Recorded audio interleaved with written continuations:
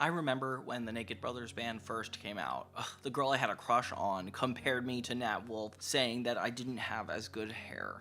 I should just go live alone, never see a girl again, and live like a hermit. And you know what? That really stuck with me till this day. My first impression of this show was like, is this a vlog? Is it a mockumentary? And then I heard the songs, and I guess I got it. I feel like this show is at its best when it's just playing the songs that Nat wrote. There's this childlike innocence to the whole production that just is very authentic. But that's not to say that everything was perfect. No, this set was unlike any other set you could possibly imagine. And we'll get into why a little bit later. But we got 14 episodes to unpack here. The Naked Brothers band came into series after they had this hour-and-a-half documentary about their inception. And it was created by this woman named Polly Draper, who had a passion for seeing her kids' talents, which they're really good in. And she had a lot of great stories about going through puberty. Dad, not talking puberty from me, and I already said I was doing it first.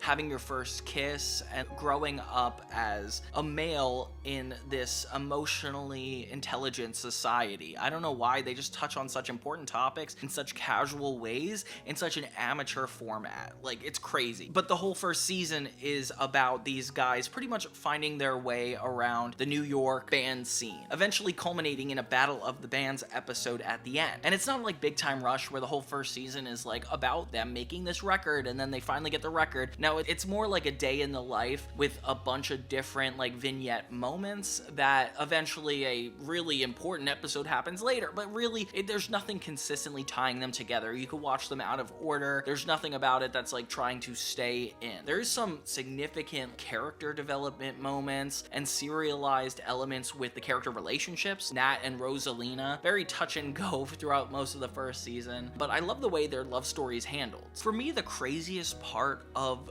this production is the fact it was filmed unlike any Nickelodeon or teen show ever. If anything, it like had this more YouTube vlog-like format with the mockumentary cameras being so like amateur but on purpose. You know, like they acknowledge the camera guys, they make it seem like they're being followed for this whole documentary. Why follow me around?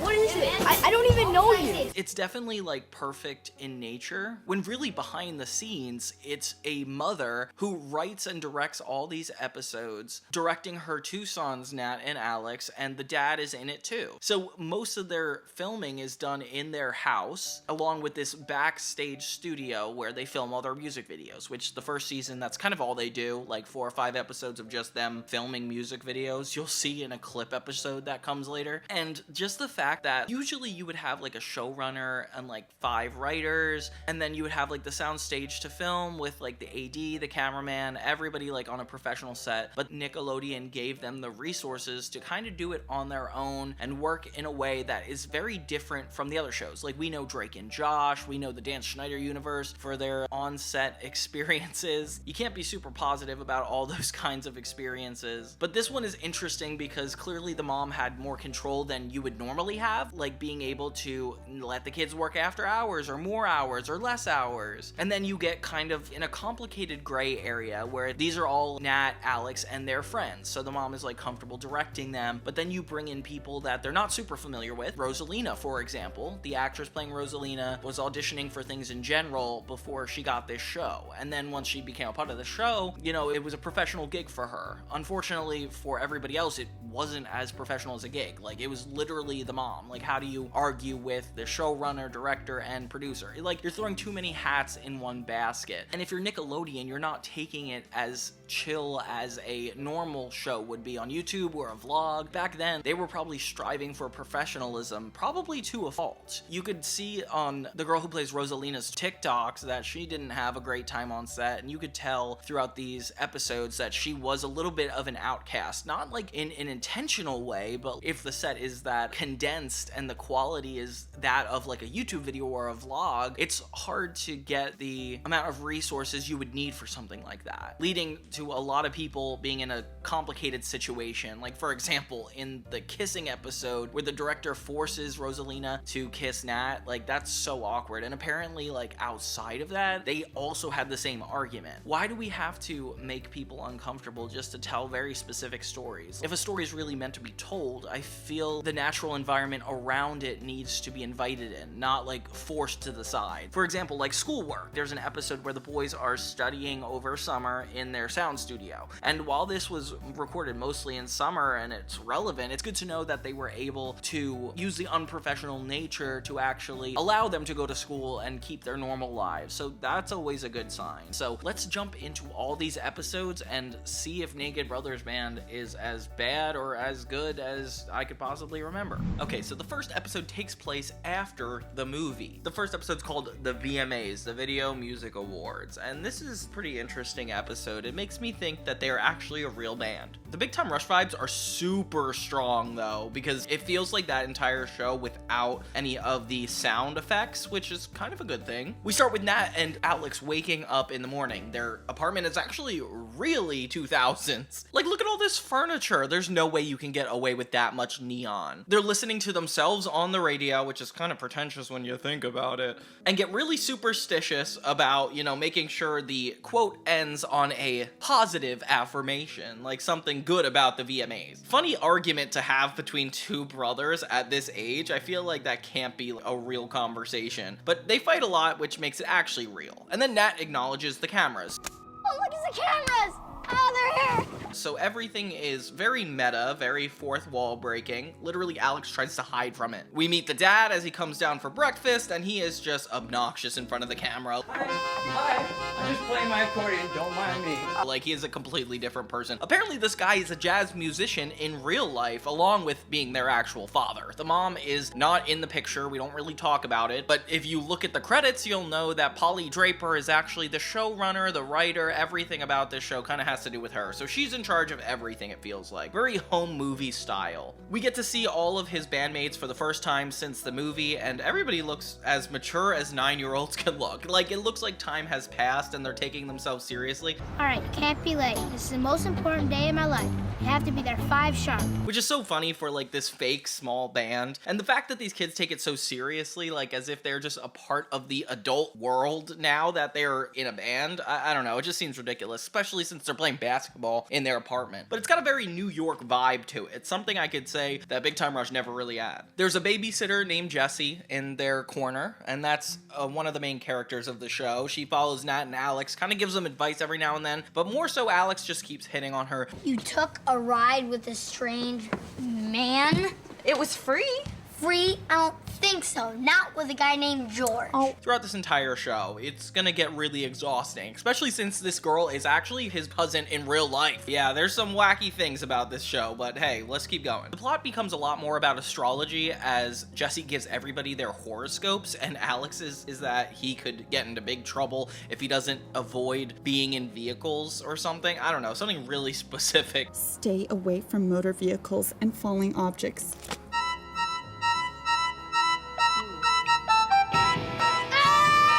And Nat's is that everything is going to go downhill if he's not perfect or something like that. I don't know. The point is, they have a lot of high expectations in this episode. We kind of get the idea of the pressure that the VMAs holds when everybody gathers around the living room to watch the interviews. And this really obnoxious MC is hosting the whole thing. And he seems like he just has it out for the kids, which is kind of crazy because they're literally children. There's a quick update like 7 hours before the award ceremony, 8 hours before the award ceremony, and it's more so just how everybody's psychologically dealing with the fact that they're gonna have to go to a ceremony. Doesn't feel like there's a lot of plot. Then Rosalina enters the picture and Nat is a bumbling fool. But hey, at least we have a love interest. That's something to make this actually consistent. Oh my god, the TV is so 2000s. It looks like an iMac. Eventually they have to get to the VMAs, but Alex doesn't want to get in a moving vehicle, so they take this giant bicycle that sits 6 people,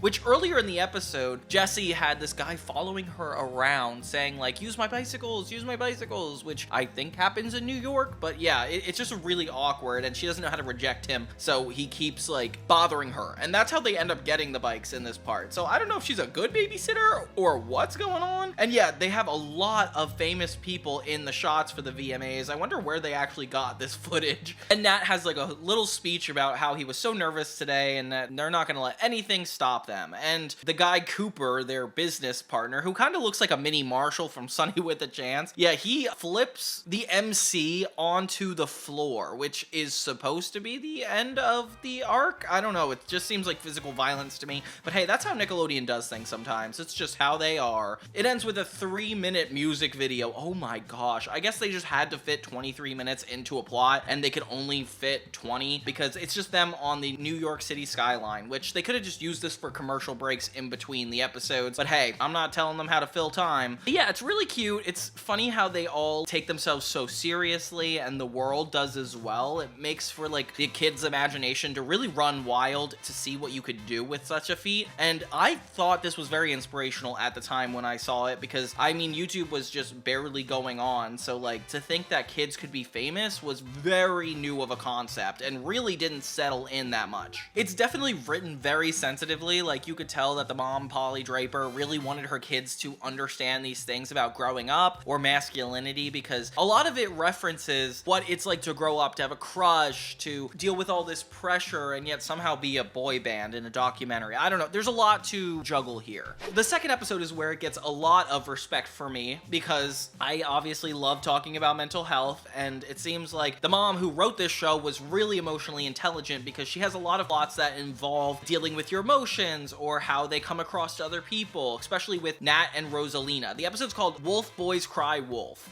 It's the second episode of the series, and it starts out with Rosalina and Nat becoming cartoons in Genie World.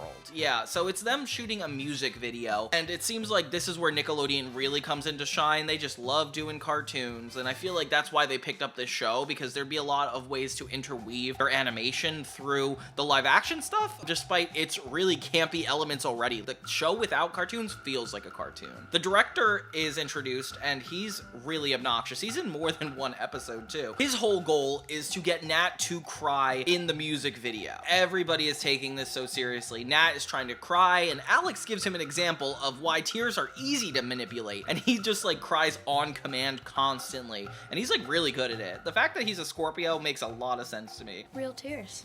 How do you do it? I'm a deep guy.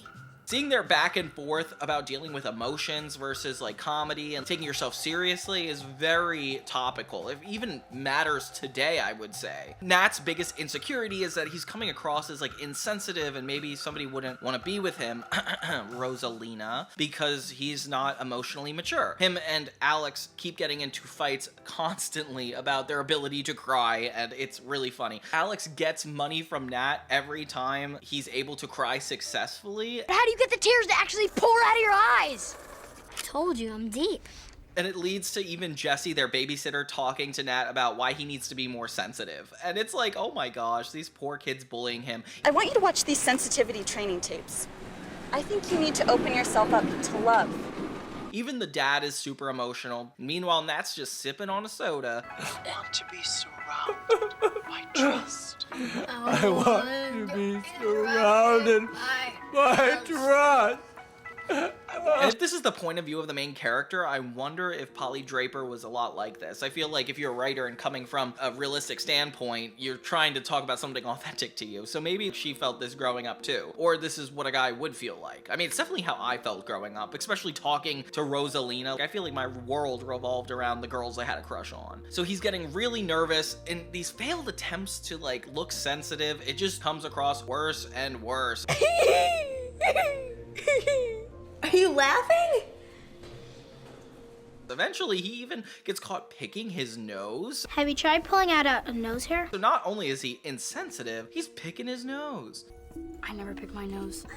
So the director is completely over it, trying to get this set going, finally, but of course, Nat and Alex get into an argument. Over and over again, they keep fighting and fighting. It kind of reminds me of The Sweet Life of Zack and Cody a lot. We finally get our cartoon of Nat and the princess, which is, it kind of looks like a rough draft of a cartoon, but hey, it's long enough to be considered a music video. They finally try to get Nat to cry, and it doesn't work. He eventually calls cut on everything, which you can't really do, but I guess at his status he could. He's kind of a diva. They quickly learn that Alex has been using the fake teardrops to appear like he's been crying this whole time, so he's not actually been sensitive, which is kind of scary to think about. Anyway, so Nat freaks out at Alex, and it becomes more important than the music video itself, which is definitely a good reflection of real life. I feel like you shouldn't take art that seriously, especially as a kid. And I like that they kind of lean into it being more creative than they do business. That's a really good example. Everything works out in the end. It's all about Nat trying to get attention from Rosalina, and it's just, gosh, that's gonna happen a lot in this episode. There's also a lot of times where they're on a film set or some sort of performance, and Nat has a goal that has to do with him changing his personality. Very interesting every time. The next episode is Nat is a stand-up guy, but it's actually referring to the fact he's a stand-up comedian. So George Lopez is featured in this episode, and it's all about Nat trying to appear funny. He needs to learn what it's like to be humorous and comedy, because that's what all his friends are into. I mean, they're 9 and 10 years old. Of course they're gonna be into that. His music video is for a song that's like really deep and sad and depressing, and it's like him walking through an empty city. Another music video episode right off the bat. And it's funny because Alex comes running in with a chicken suit, and they just try to take it seriously, but they can't. This is where Nat realizes, hey, I need to be more funny than I am creative. Yeah, you're funny. You think so? Not the kind of funny that makes people laugh. What other kind of funny is there? Wow, definitely something I relate to back then. So he tries his hand at comedy. He tries making fart jokes, which is really relevant to the time. Hey, Rosalina. Hey, yeah. Listen to these farts. They're so... He even tries to physically stand up in front of a group of people and tell jokes. I think I'm gonna be a stand-up comic. But he doesn't know how to do it, so he's just insulting women and acting like he's in a marriage. My wife is so fat that last night I tried to put sheets on her. I don't know how they got all these extras, but hey, it's definitely the world of New York in here. His bandmates are there and they're all embarrassed and he's just making faces on stage. It's really awkward, I gotta admit. Even the dad doesn't know how to like handle it. He steps in with his accordion and spoiler alert, it doesn't make things better, as you would imagine. Poor Rosalina though, Nat's trying so hard to impress her and she's just like nervous.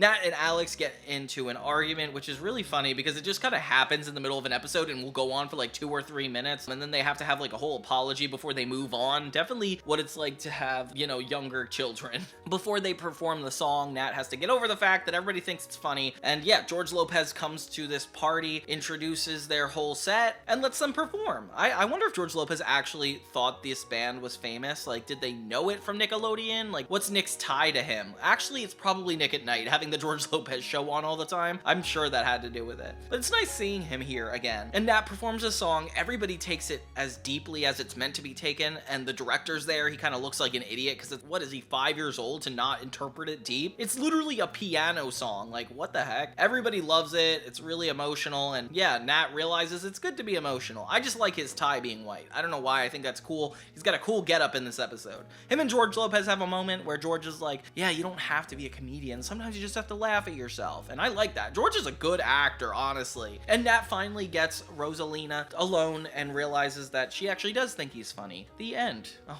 crazy episode. This one's a lot more interesting because we have more of the outside world peeking in. I like that it's interpreting Nat's song a different way. Like, him struggling as an artist feels like a really relevant plot. But then again, I am exactly that. I'm a struggling artist. So I feel like this show is not exactly universal, especially in the way that like Big Time Rush would inevitably be. And then we go to the 4th episode, which almost feels like completely random. The fact that it's a complete area and location change at episode 4 is insane. It's called Fishin' for Love, and it's based off this song about fishing, and it's Nat wanting to be with multiple girls, which is going to be a recurring thing constantly throughout the show. Like, you could just tell that the mom thought her kid was going to be a heartbreaker, and that's like the premise for this show. They get to see themselves animated, so once again, Nickelodeon has a relevancy here, and the song is just so shallow, honestly. Like, I don't even know what to make of it. Nat looks like crazy. His hair is too gray to be brown. It's a good vibe musically, but the imagery is really disturbing, and it goes on for like literally 3 minutes. All the kids love watching it and enjoying it, and it reminds me of being nostalgic for the 2000s, watching home videos in your living room. I don't know, that's just fun. They all try to go fishing, and it ends up in a bunch of different complications for everybody. Like, it's just one day at the beach, and the two background characters that we barely see throughout this show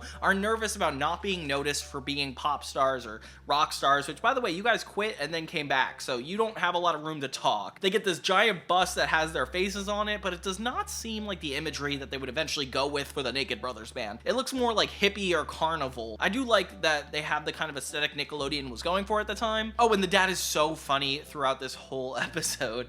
Oh, funny.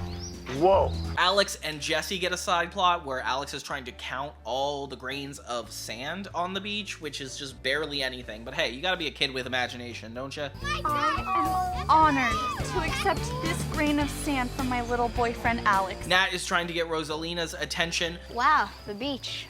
I love the beach, especially in the summer, because it's hot. Yeah. By addressing the kiss they shared in the movie, and it's become a really awkward conversation. They do not know how to talk to each other, which is so real. I feel like this is the realest Nickelodeon show, like, at the time, because they were actually covering uncomfortability, what it's like for kids to actually talk to each other, as opposed to, like, just how they saw they talk to each other. So how's the flirting going? She's mad at me. She thinks I'm really immature. That's a start. I know, cool, right? A lot of the show is very before things got calculated and scripted. It feels like a vlog-related show. Oh my god, the two boys in the band pretend to drown just to get attention for being in the band, and Nat and Rosalina show up to save. Let's go rescue him! Sir, yes, sir! Which they don't even seem concerned. I don't know who won in this episode. It just feels like a day at the beach recorded with a bunch of kids, and they had a bunch of plotline ideas that they took on one by one. The girls at the beach start hitting on Nat over and over again, trying to give him kisses, and Rosalina is trying to prove that, like, the kiss meant nothing, which I thought she had a crush on him, but maybe she's just acting coy. I don't really know what it was like at that time, but she's just saying that kisses don't mean anything, kisses every guy on the cheek in the episode, and it's kind of uncomfortable because this poor girl, like, we barely know her, and I feel like she was just not involved until she had to be, and now she's just kissing a bunch of people. It sucks that, like, they made her do this, like, scripted wise, because I think she's the only character that actually isn't related to the band or has friends in the friend group, so it seems like it had to be something, like, different completely. Finally, they leave a day at the beach, and that's all it really was. I don't feel like anything was resolved or even moving on. Well, I guess Rosalina puts her head on Nat's shoulder, which will come up a lot more times in the future for the record, but in this instance, it's just like resolving their relationship issues. Okay, so yeah, Naked Brothers band so far, very interesting peek into the child celebrity life with also somehow dodging all child endangerment laws. I don't know, that's what I'm thinking. Now, number 5 is Alex's clothing line, which is actually really funny. I feel like the kids are just taken so seriously in the fashion world as well as the music world. Like, it's one thing that we have to believe a bunch of 12-year-olds would be world famous, but we also have to believe that Alex started a clothing line. It is funny how seriously he tries to take it throughout this entire episode, and it's very funny. Milk is his whole selling point. But I don't think the song captures the loveliness of the milk. Milk isn't peppy or yappy. Milk is cozy, ice cold and white, and they grow it from fresh red and white cartons. But the clothes are awesome, though. The clothing brand is just Moo, and I don't know why he's so obsessed with this. Alex Wolf socks. When you want something special in a sock. They're funky here to keep them from getting funky on your feet. In the B plot, which is really supposed to be the A plot, honestly, it's about Nat. He wrote lyrics to this song. It says blonde hair and blue eyes, so obviously he can't trace that back to her. And he's only doing this because he's worried about everybody making fun of him, which is kind of crazy. I feel like that's his whole goal, is just trying to look normal. But then you see him with an actual blonde girl with blue eyes. Oh my gosh. So Rosalina thinks he's actually seeing somebody or in a relationship, and it kind of bothers her. Alex's clothing line gets all the rage with a bunch of people wearing bandanas with the USA flag on them. Oh my gosh, it's so crazy. Alex, how are you gonna feel when everyone dressed just like you? How am I gonna feel? Sweet. Cool. Meanwhile, we got this bus with a still brand confused logo. I don't understand why the Naked Brothers Band didn't go with their final gut on this, because it's just every time you see the logo, it's just something different, I swear. In a C plot, we see all the other bandmates going to school. It seems like Jesse is their tutor, essentially. They're in the music video warehouse, and it makes me think that maybe this is one of the few locations this family was able to get a hold of. Like, we have their apartment, we have this warehouse. It's just interesting. It feels very homemade, especially in the fact that, like, it's the boys talking to the camera most of the time. So when it's time to actually record the song Nat wrote, Alex has, like, his first diva moment because he lost his identity in making this whole Moo brand. Let's cut to the cheese. My career is over. Oh. Why must the good die young? Like, now he's like burnt out all of a sudden, and it's a lot harder to get their song out. Cooper is told privately from Nat that the song sounds like it's not about Rosalina, just so that way nobody can make fun of him. So that's kind of where we're going from this whole episode. Like, Cooper is really good at kind of keeping it a secret, but it makes him really nervous. Another time he reminds me of Marshall from Sunny with a Chance. Like, he's just so nervous to actually reveal this information. Until later, Rosalina actually sees the tape where he confessed to Cooper what the song's really about, and she likes him again. Okay. Meanwhile, the school is still really confusing. They have the kid's actual principal come in for a moment, and it's kind of crazy. Like, he's expecting to be in a music video, but sees the kids are in school and are like, why are you going through school in the summer? And Jesse, of course, is trying to help them pass class, and it's like, why is that such a big deal? But then again, I guess they're kids, they should be getting out. It is funny that they managed to keep the whole system in check by having the kids go to school, having them interact with each other. They have a whole school life to begin with, and I didn't even expect that because it's so passive, you know, like it's barely in this. Meanwhile, Alex gets a whole commercial for his fashion brand, and the principal from their school apparently is happy they could be in it. Okay, I can't believe this guy's even acting in this show. It's kind of nuts to me. It's kind of sweet how he like tells Alex how much he appreciates the clothing line, and he's wearing his socks, like a very supportive principal at that. He is a little off kilter though, like he acts like a child for most of it, and at least he gets to be in Alex's commercial. There wasn't any extended musical number in this episode, so we don't have to worry about wasting time. It's just all around really fun. I feel like this is a pro Alex episode. Then we have Puberty. So this one is highly relatable. It's basically Nat has this insecurity that if his voice goes through puberty, it gets lowered, he can't sing most of the songs that he's written, which is kind of true. Like, all these songs are very high falsetto. I don't know how any age beside a 12-year-old can sing these songs. Like, it's kind of wacky. We're introduced to this other boy band, which is kind of like the older versions of them. They're called the Adorable Timberman Brothers. Hi, we're the Adorable Timberman Brothers. We used to sing Splishy Splashy Soap Bubble, but now we take baths with it. Try new Splishy Splashy Soap Bubbles. You'll never want to leave the tub. And I don't know why, that's like my favorite antagonist in all shows altogether. It's apparently like a boy band like Backstreet Boys or NSYNC, but they clearly have outlived their prime. Like, once they went through puberty, they weren't famous anymore, and their whole famous bit is being in this Splishy Splashy commercial. So they're still trying to keep their peak energy in it, but it's depressing because they're so old and they're wearing like these kid outfits. Meanwhile, Nat and Alex are having an identity crisis with having to grow up because they don't want to grow up and be like these boys. These boys are cringe. Johnny, Billy, Timberman, The B plot is really good at being interweaved into this though, because Jesse has a crush on these boys. So Alex is having an identity crisis. Like, he wants to be old enough to date Jesse, which is crazy because it's his real life cousin and babysitter, whatever. But he is wearing a beard for most of this episode, and it's kind of wacky. But him and Nat really level with each other because both of them are insecure about getting older and how it's going to affect like the way they act. And it's very deep in a way. My career is over. I'm washed up just like the Adorable Timberman Brothers. With even Rosalina wondering what to do. The dad is able to kind of give Nat and Alex some insight on their whole situation, which is very sweet. Now, my father gave this to me when I was your age, and it's meant so much to me. Deodorant? It was your grandfather's. It's a roll-on. But let's backtrack for a second. The Timberland brothers are all hitting on Jessie all at once throughout this episode, and it is so crazy to think about. And she's like considering all of them constantly. It doesn't even occur to her that they could possibly all be in a boys group. She just kind of accepts all these dates, and then later is surprised when all three of them show up at the place. Oh my gosh, and we get insight onto Rosalina's opinion about Nat's puberty. She's happy that he's finally growing up, and she likes it, which is kind of sweet because, you know, obviously like that's kind of the girl's perspective on what it's like to grow up, and at least there's like positive parts of it. Seeing Nat and Alex trying to fit into the adulthood before it's even necessary is super relatable. Like Alex literally writes a circle around one of his armpit hairs. What the heck? See? A hair. Proof that I'm growing. Oh yeah.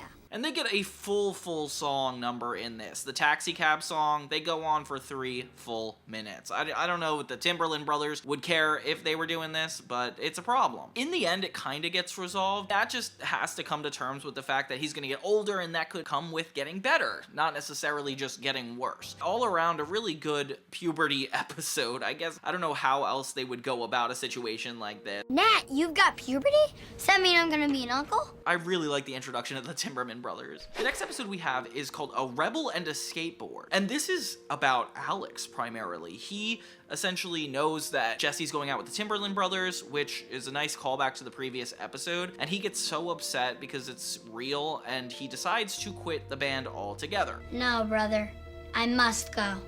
Farewell, traitor. He doesn't want to work with anybody, and it's really depressing to see him go through this midlife crisis. But it's a cool sequel to the Alex clothing line episode. I don't know why this character is just so complicated. Like, he couldn't cry before, and now he's just going haywire on the drums. A really talented kid, though. Like, how do you stay on track so easily? Jesse is still with these Timberland boys, and it just makes him more and more angry, which is kind of concerning because it's like nobody's sat him down and been like, you cannot be with this older woman. Like, she's clearly so much older than you, it's not gonna work out. Like, he's taking it so seriously. Meanwhile, Nat is dealing with his own issues, with him and Rosalina being pit against each other in a wrestling match. It reminds me of that episode of Drake and Josh where the girls versus the boys. I don't know why it has to come out in specifically wrestling, but it does. They have like a professional wrestler come in and talk to Rosalina about how she's going to take him down, and it becomes this whole lesson of how these guys are gonna wrestle. And I don't know why we have to sit through all of this. Meanwhile, Alex is living on his own, no longer a brothers member. He is a rebel living out in the skateboard world. He meets this other guy that he thinks is a guy, but turns out to be a girl, and realizes that girls can be good at skateboarding, making him actually rethink about all this sexism stuff. Kind of cool. I wish Nat had this experience, because he's just insecure this whole episode, constantly insulting Rosalina, constantly being like, girls can't wrestle, and like he's trying to hide that he's not sexist, but he clearly is. It comes out a lot. Combined with the sexist attributes and like how Alex is kind of being possessive over Jesse and Nat is being possessive over Rosalina, it's hard not to look at this and take it seriously. I mean, Jesse, in the end of the day, dodges all the Timberman boys just to be with Alex, which is kind of creepy because it makes it seem like it's more realistic than ever before. The bandmates are no help in this episode. They're like either backing up Nat or just completely complicating her relationship with Rosalina. Of course, at the end, they all realize that everybody's created equal, but like that's kind of how all these episodes go. I feel like it's no excuse to the fact that they're so ignorant throughout most of it, and having Alex end up with Jesse at the end of the episode, like they're not together, sure, but it's creepy that that's the resolution to all of it. Then we have A Man Needs a Maid, and this actually introduces some serial elements. So the whole plot is the boy's house is completely a wreck. The boy's dad is out for a little bit, so Jessie actually has a reason to do her babysitting job. She realizes that the dad's coming back today, and that's gonna be a huge problem for her and everybody, because the place is a mess. The boys don't consider it a mess, neither do the other bandmates, which is kind of reasonable. Like, they're super young, 11, 12, like I don't think it's their responsibility. It should be Jessie's. She is really struggling to be a coordinator here. Cockroach! There's a huge cockroach! Huge! Yeah, so maybe I won't do the dishes. Maybe I'll just throw these away and buy new ones. Meanwhile, Nat's whole premise is that him and Alex want a dog, so that's their whole goal. They want to take care of this digital dog so they can prove to their dad they could have a real dog. The stakes are added in this because if the dad comes home and sees that the place is a mess, not only would Jesse be in trouble, but Alex and Nat, because they would not be able to get a dog. So they become full in on the situation too, wanting to get this place clean. And their first prerogative is to hire a maid. Oh my gosh. Jesse is super freaked out, and only Cooper seems to care. The guy who's the band's manager, like, he is so funny in this episode. He really wants to help get this place together. So it seems like a lot of people have the same goal. They end up hiring this woman who is quote unquote a maid, but is really a cleanliness consultant. You're a maid, right? I'm a cleaning specialist. She comes in and is super enthralled by the cameras and just focused on getting attention. Very cringy, but like very stage mommy. And I don't know, it goes a little too far. You guys, you can't interview her right now. We have to clean up the apartment before Mr. Wolf gets home. I'm ready.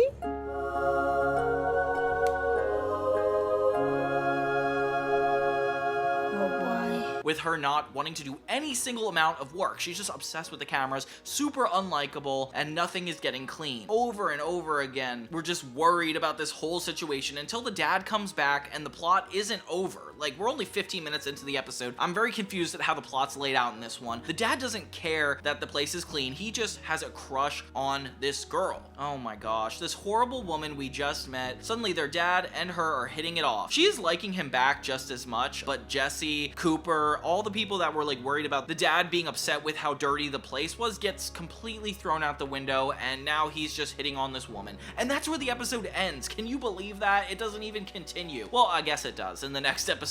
Then we have episode 9. It's called First Kiss on the Lips, that is. And this one is very, very controversial. It's about Nat having his first kiss with Rosalina in this Western style music video about long distance relationships. Long distance relationships will kill you. So Nat sings about being in a long distance relationship like as if he knows what that's about, and he's supposed to have this kiss. In this one, it's more from Rosalina's perspective. She doesn't want to kiss him. More so, she's worried about the popular girl that's on set. So they go to the same school, and she's already nervous because she's older than the boys in the band. Kind of a really good plot point. She doesn't want to be seen with them, let alone the fact that she has a crush on Nat is going to be really embarrassing. A very complex situation. Nat is also insecure about all this, doesn't want to take this as a rejection, but also more nervous that he's gonna have his first kiss. Alex sets him up with a cantaloupe to practice. Oh my gosh, can you imagine? And they got a couple good jokes in here. Hello to Melanie.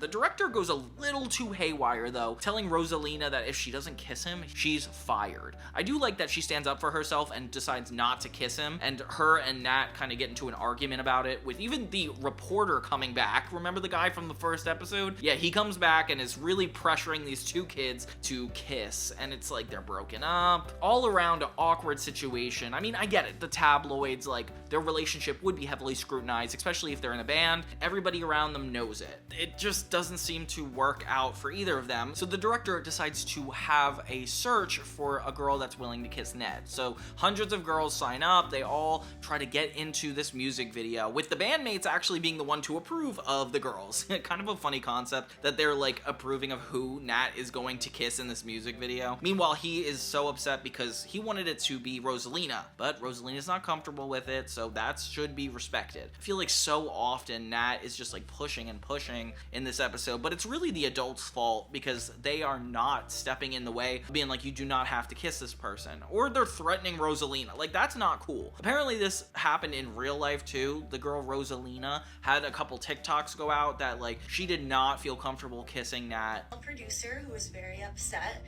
and looked at me and said, "You haven't had your first kiss yet," and grabbed me and kissed me. And she said, "There, your first kiss is over. You've had your first kiss, and now go film."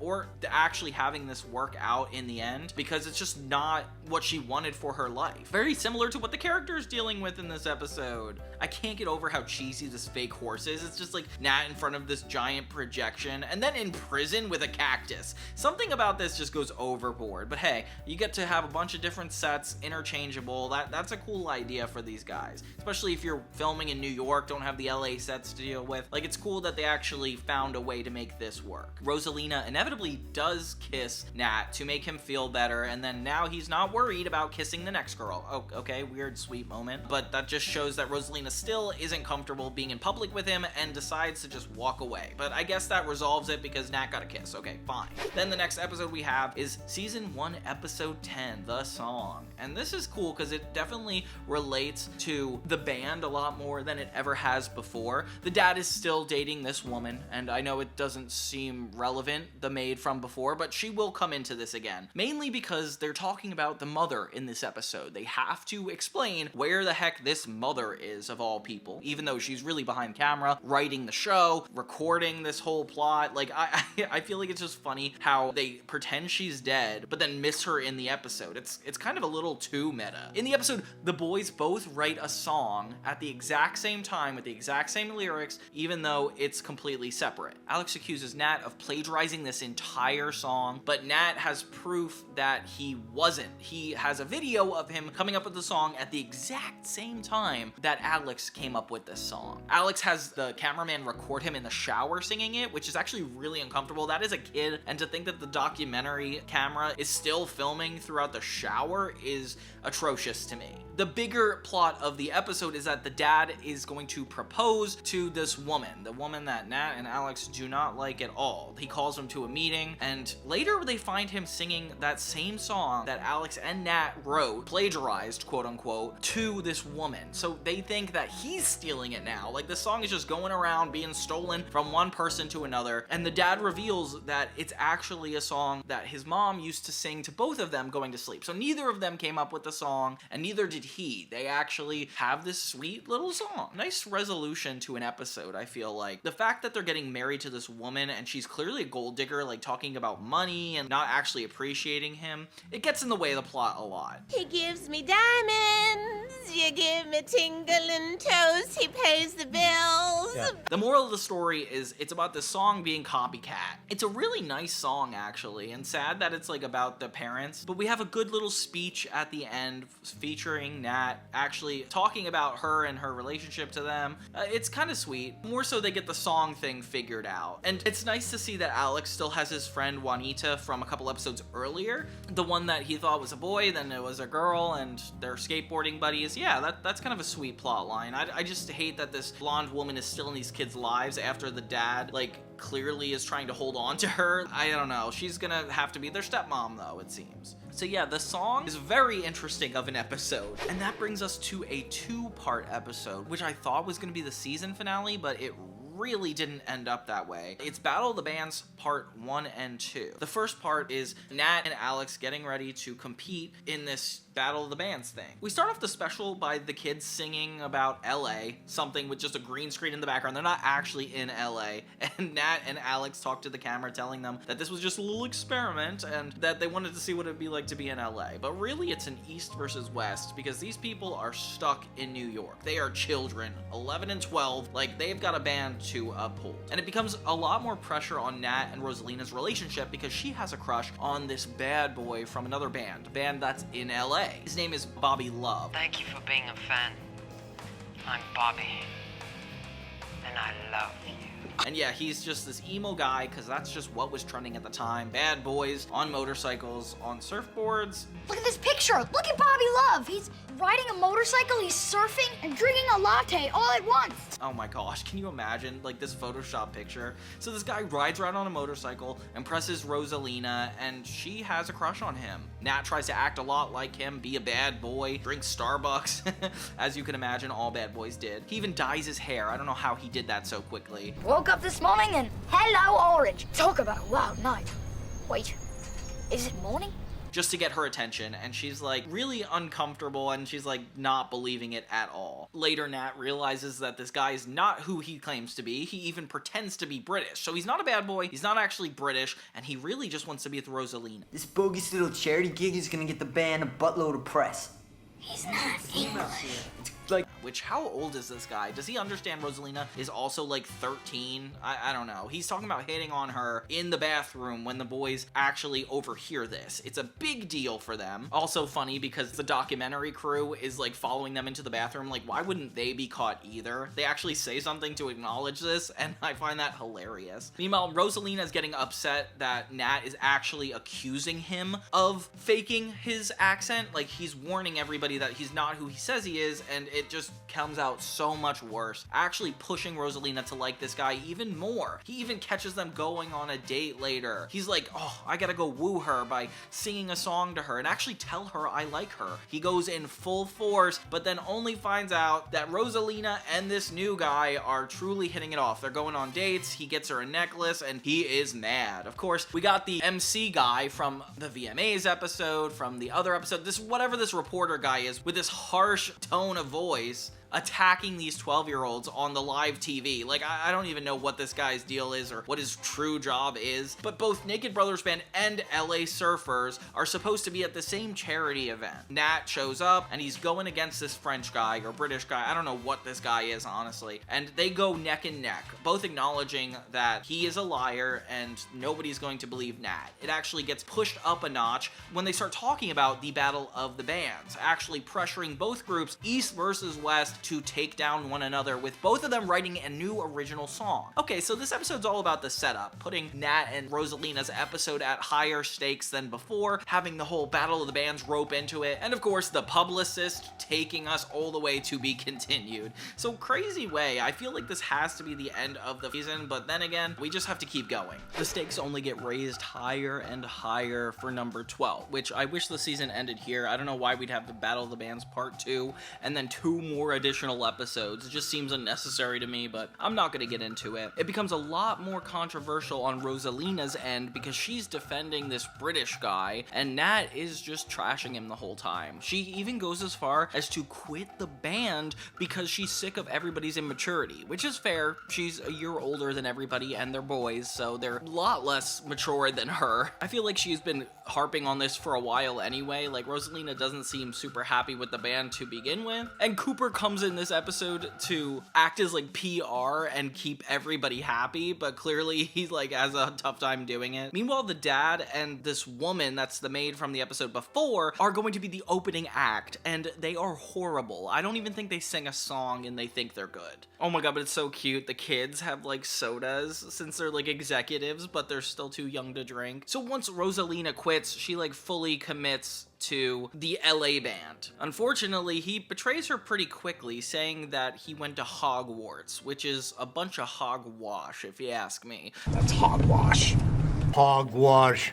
She sees through this immediately, which who wouldn't? I mean, how is he this bad at lying? Like, why would you say you're from there? So the band LA Surfers ends up taking their song and singing it with their band, which is kind of crazy. I don't know if that like would actually happen in real life. Like, I get stealing songs happen. Going on stage to fully sing a song? I mean, the fact that Rosalina was the reason this guy got the binder is a red flag all to begin with. Like, she feels really bad and Nat comforts her, so that's good. But she really betrayed the band in a negative way. I get where she was coming from, but you know, this guy really is not that persuasive. He's not good at hiding secrets. I feel like Rosalina could have picked up on that earlier. Once they sing the song, I'm like, wow, what are these guys gonna do? You said you would have a new song. The new song already premiered. I like don't even know. Nat ends up pulling out another song out of his back pocket, don't know how, and they perform that instead. Okay, great. The British guy gets outed for having a fake accent and all the stuff he was doing, finally, and even his band is turning against him. They use a pile of balloons to scare him during his set, which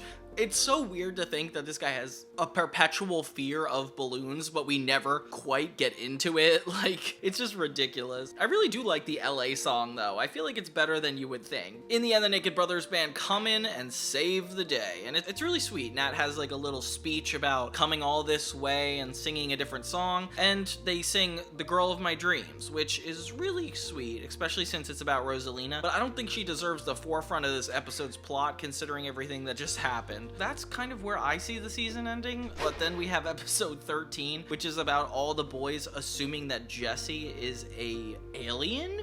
And it's kind of ridiculous. It seems like an excuse to just promote this song Run Run Run, which I remember super well. Do you guys remember Run Run Run? Listen to it. Yeah, isn't that crazy? They're on the set for a music video about aliens, so it's only natural that they suspect that Jesse is an alien. Let's roast marshmallows.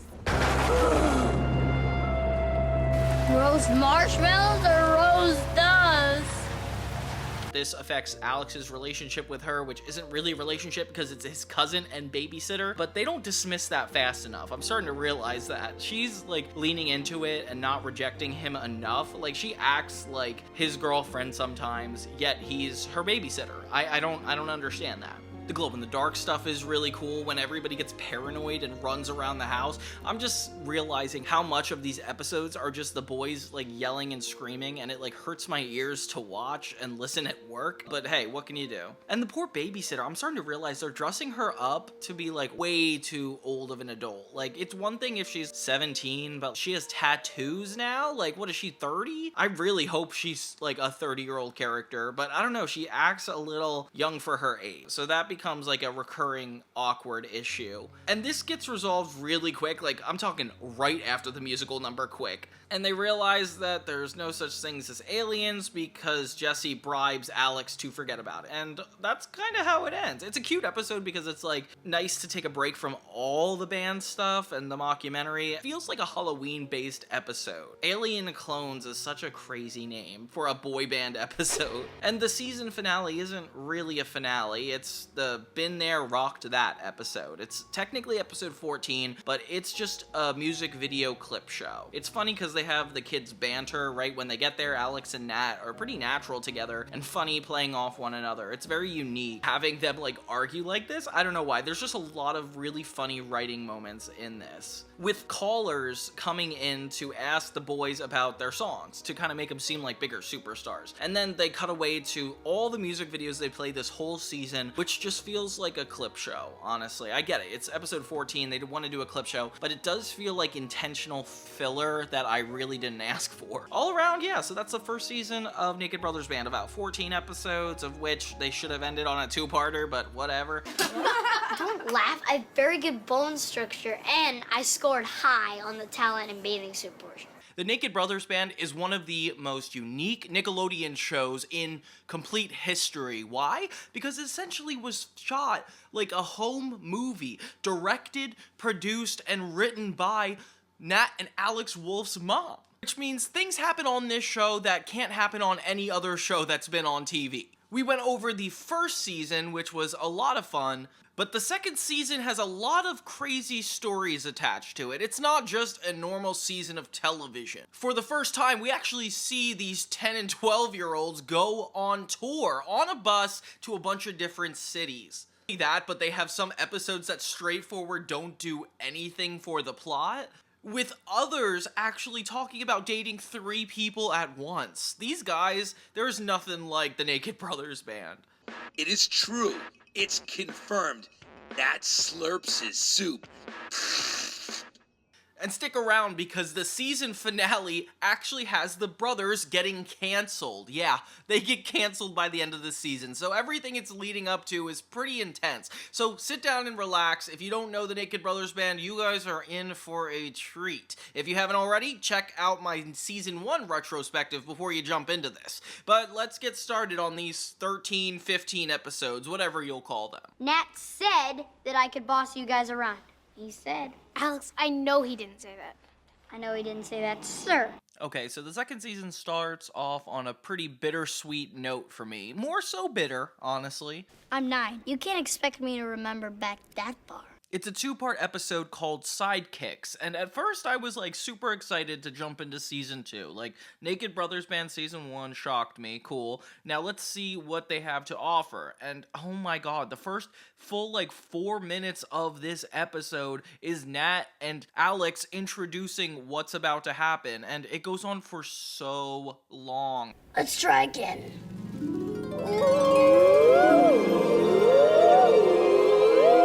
Oh, it's working! I all of a sudden feel so fasted! It's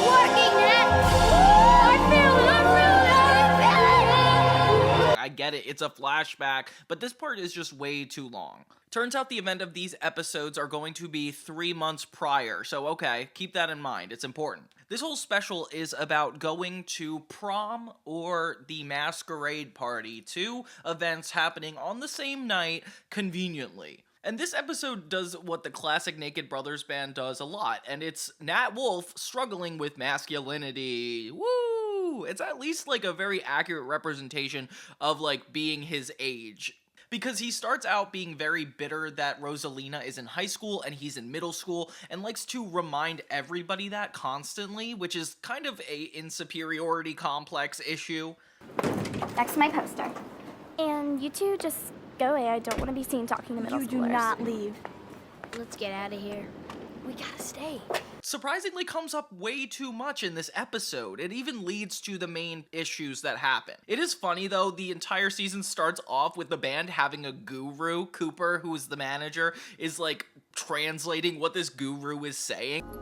Wing feels that the heart and the soul need to converge with the waves and the shore in order for the song to take flight.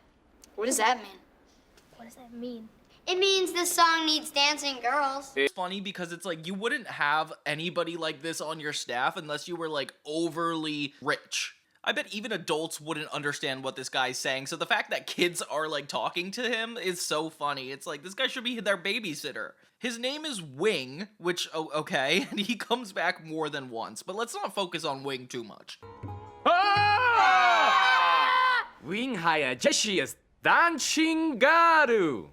But Wing want more Jessie. And he's a little too creepy to Jessie, saying that she should be more involved in the band and dancing everywhere, which makes me uncomfortable.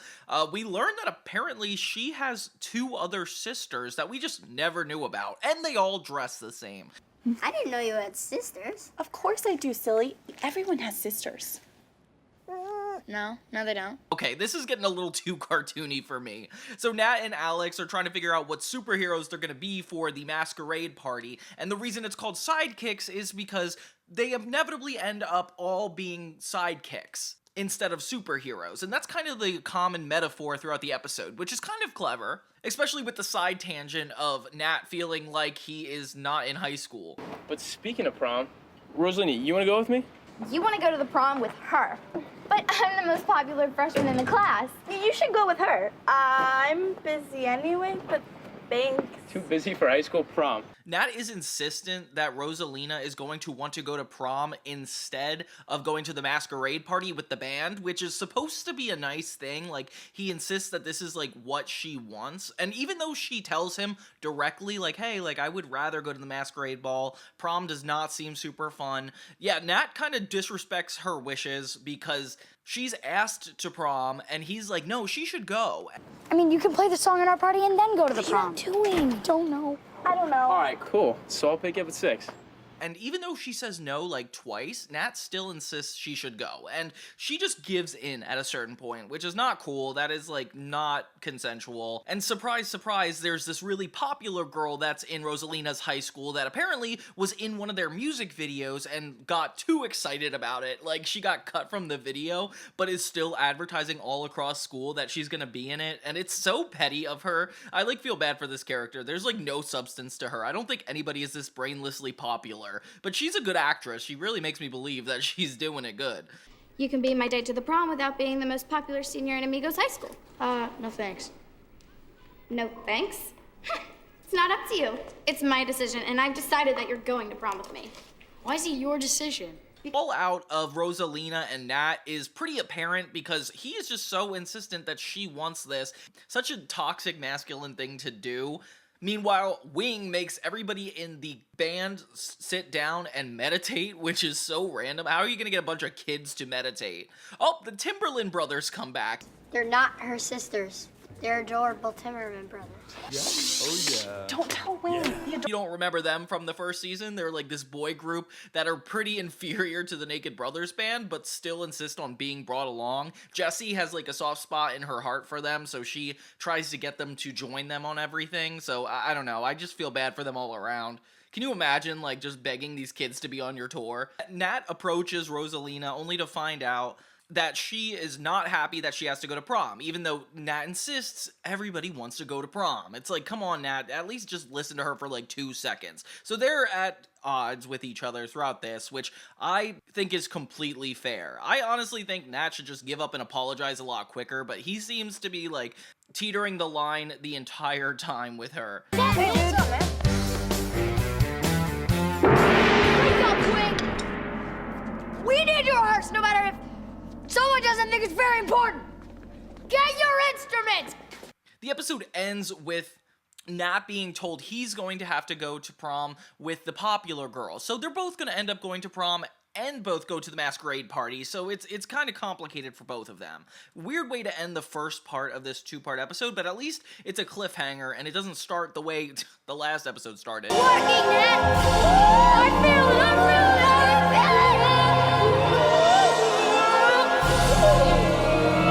Part 2 is surprisingly really funny. It starts with the principal of the high school, and he's like promoting this graffiti that's on the wall, because he's like, this is a part of our legacy, and it's just because he went to high school at this time, and he's like super into it, which is so funny. And it ends up being a part of the plot later, so it's not random. See what they wrote about me back then? Put in Joe Schmoke and watch the other team croak. Kasim has like a C or D plot. I don't know. He just basically asked 4 girls to prom, to the masquerade ball, and apparently they all said yes, so he's kind of screwed, and they're like chasing him throughout this episode. Have you guys seen Kasim? What? Yeah, he's just taking a moment to think. Where? Right back here. Why'd you tell him I was here? You said you were in hiding. Which is so funny. At least it's not just Nat running around. Meanwhile, Rosalina is talking to the new guy that's going to be taking her to the prom, and they don't even get along that well. I don't know why she's going with him. Oh wait, I do know why, because Nat insisted. And this guy is just so clueless, he's just so focused on the highlights in his hair. Meanwhile, Nat questions why he even has to go to prom with this popular girl, and she's like, because it doesn't matter that you're in middle school because you're a rock star. And it's like, why can't he see that about himself and not be so insecure about being in middle school versus Rosalina? You know, if you weren't famous, I would never speak to you again. Promise? They get their costumes ready for the masquerade party, and it's a really cute sequence of everybody just hanging out around the house. And I kind of like the way they just vibe around. It definitely is very 2000s of them to skateboard throughout the house. Nat is trying on this new suit, which is very clearly owned by his dad's, and it's just so funny. When Nat picks up his date, of course she has to acknowledge that the cameras are there, which is so funny. I can't believe that it's just normal Nat walks around with this adult camera crew everywhere. And then later we find out that Thomas and David actually erased the graffiti off the wall as an act of graffiti itself. Like, that's apparently the law-breaking thing they do. And this actually comes back to bite them, so it's not like they're doing anything good. Everybody's dressed in their sidekick costumes, and I don't know, I feel like we kind of dropped that theme, honestly. Rosalina finally goes out with the guy. My dad wanted to take pictures. It's like my first prom and all. Pictures. And apparently, Nat and Alex's dad is the entertainment at the masquerade dance, which is kind of crazy. Cooper is still going out with this girl from the first season. She basically is a manager for another band, and the two, like, hit it off, which is so funny because, of course, they're, like, just both businessy.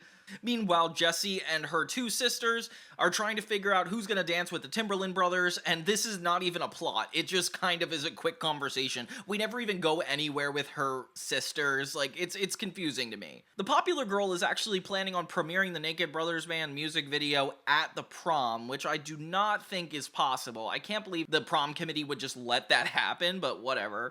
I always tell her, make them golden, because I'm the golden boy. Nat and Rosalina seem to leave the past behind them and start making up already until everybody's interrupted by the principal stopping everything. Yeah, the whole festivities are canceled until they figure out who erased the graffiti. The graffiti in the boys' bathroom has been erased. We will stop all festivities. And it's so funny that it's treated like a true crime. He calls it an egregious act of destruction, which I think is pulling the trigger a little bit too much. But he insists everybody stops dancing, having a good time, and everybody's backpacks are checked, which I don't know why they would bring their backpacks to a dance, but whatever. Yeah, so Thomas and David are pretty screwed here, and they're hiding in the balcony the whole time. Meanwhile, they're gonna be caught any minute. Rosalina and Nat finally make up, and he gives her this corsage that he got for the popular girl, but he didn't end up giving to her. Later, they end up releasing the music video, and it turns out this girl, Patrice, re-edited the entire video to add scenes with her in it, and that is so funny. I don't know why I love this character already. Long-distance relationships will kill you. They'll kill you, baby. The fact that she has the gall to put herself in the video and then also stand on stage alongside it and sing along, this is crossing a line. So Nat and Rosalina get ready for their own party, both dressing up as sidekicks, and she dresses up as the sidekick to the sidekick.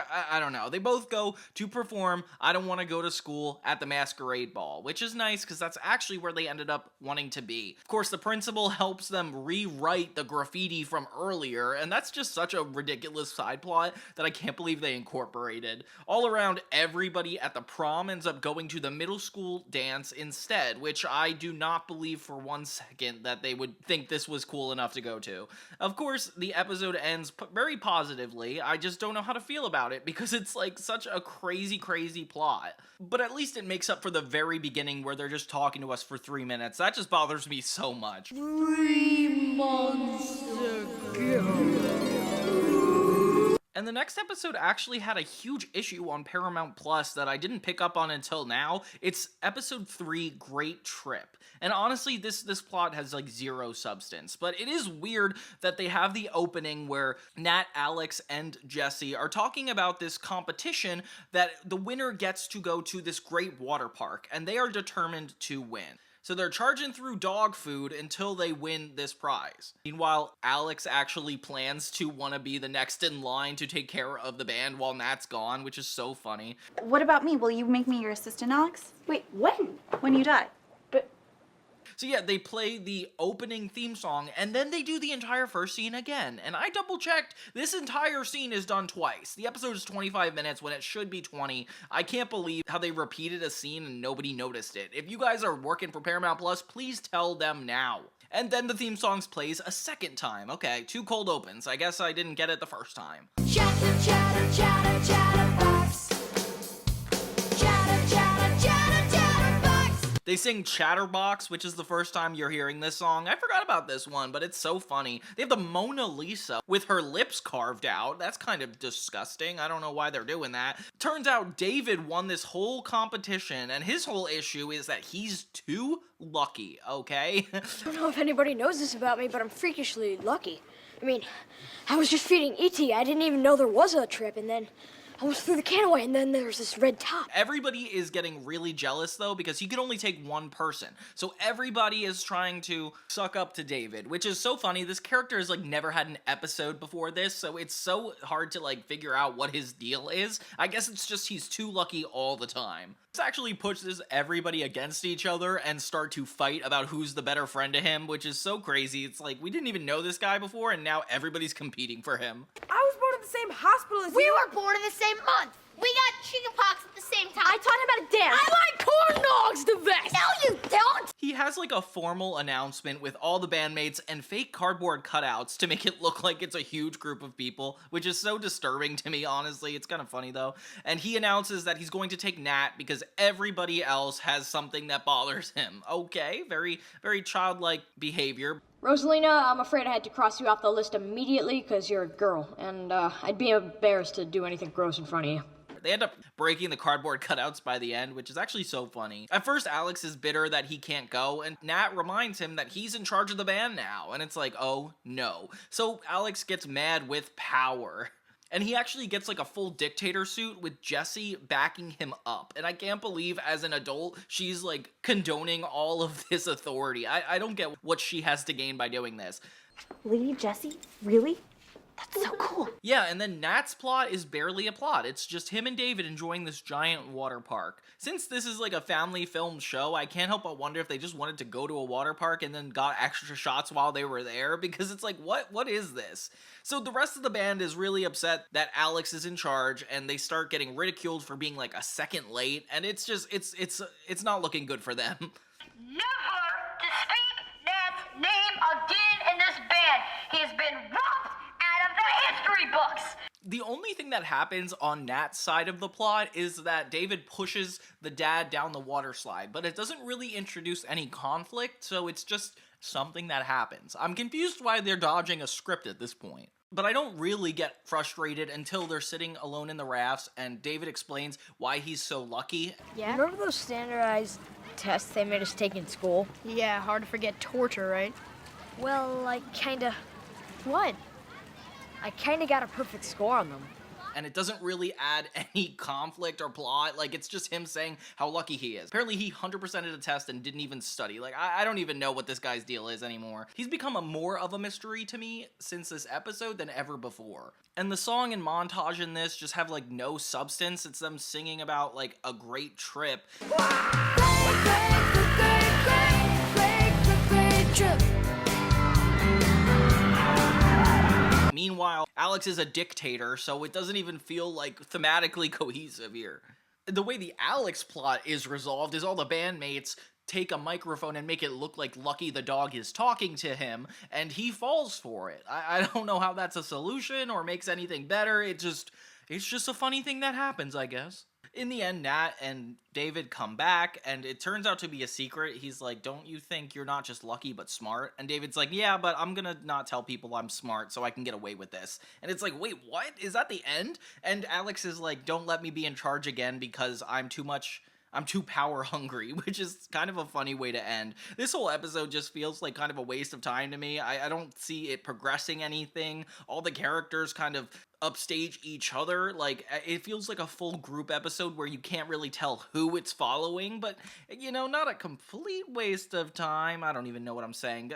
Just don't watch this episode, guys. Okay, then we got the weirdest episode of this show I probably ever seen. It's called 3 is Enough, which is referencing a lyric from their song, like, 1 is fine, in reference to how many girls Nat gets. Honestly, I can't explain another way. The cold open is funny, but kind of random. Alex basically asks Nat to do the arm around the shoulder thing, and then tries to get him to woo him, which is so funny. We're pretending like we're at a movie, and I'd like some popcorn before the movie starts.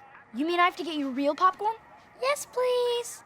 Low-key, this has a lot to do with Alex's love life, because he likes Juanita, he likes his babysitter Jesse, he's just a player all around. And a good dancer in this. I never realized how good he is, look. There's this animator that keeps showing up, which is so funny because obviously this is Nickelodeon, but like, how did they put this in? So this old man just sketches things. He just happens to have a desk like wherever the boys are. I don't even know what he has to offer this whole crew. What are you drawing? I'm drawing you as a chicken because you're annoying me. Alex reveals that his true love of his life is named Melody, and she's the only one he hasn't met yet, so he's kind of looking out for her. Cooper has a plot line too, which is also about love, where he wants to ask out that girl, which I thought they were already together, but I guess they're not. So this brings up a conversation of why Nat hasn't asked Rosalina on a date yet they've been like in love for so long, and it's kind of a good point. Nat's just like, I'm too young, and it's like, no you're not, dude, you definitely would. Please ask Rosalina. Ask me what?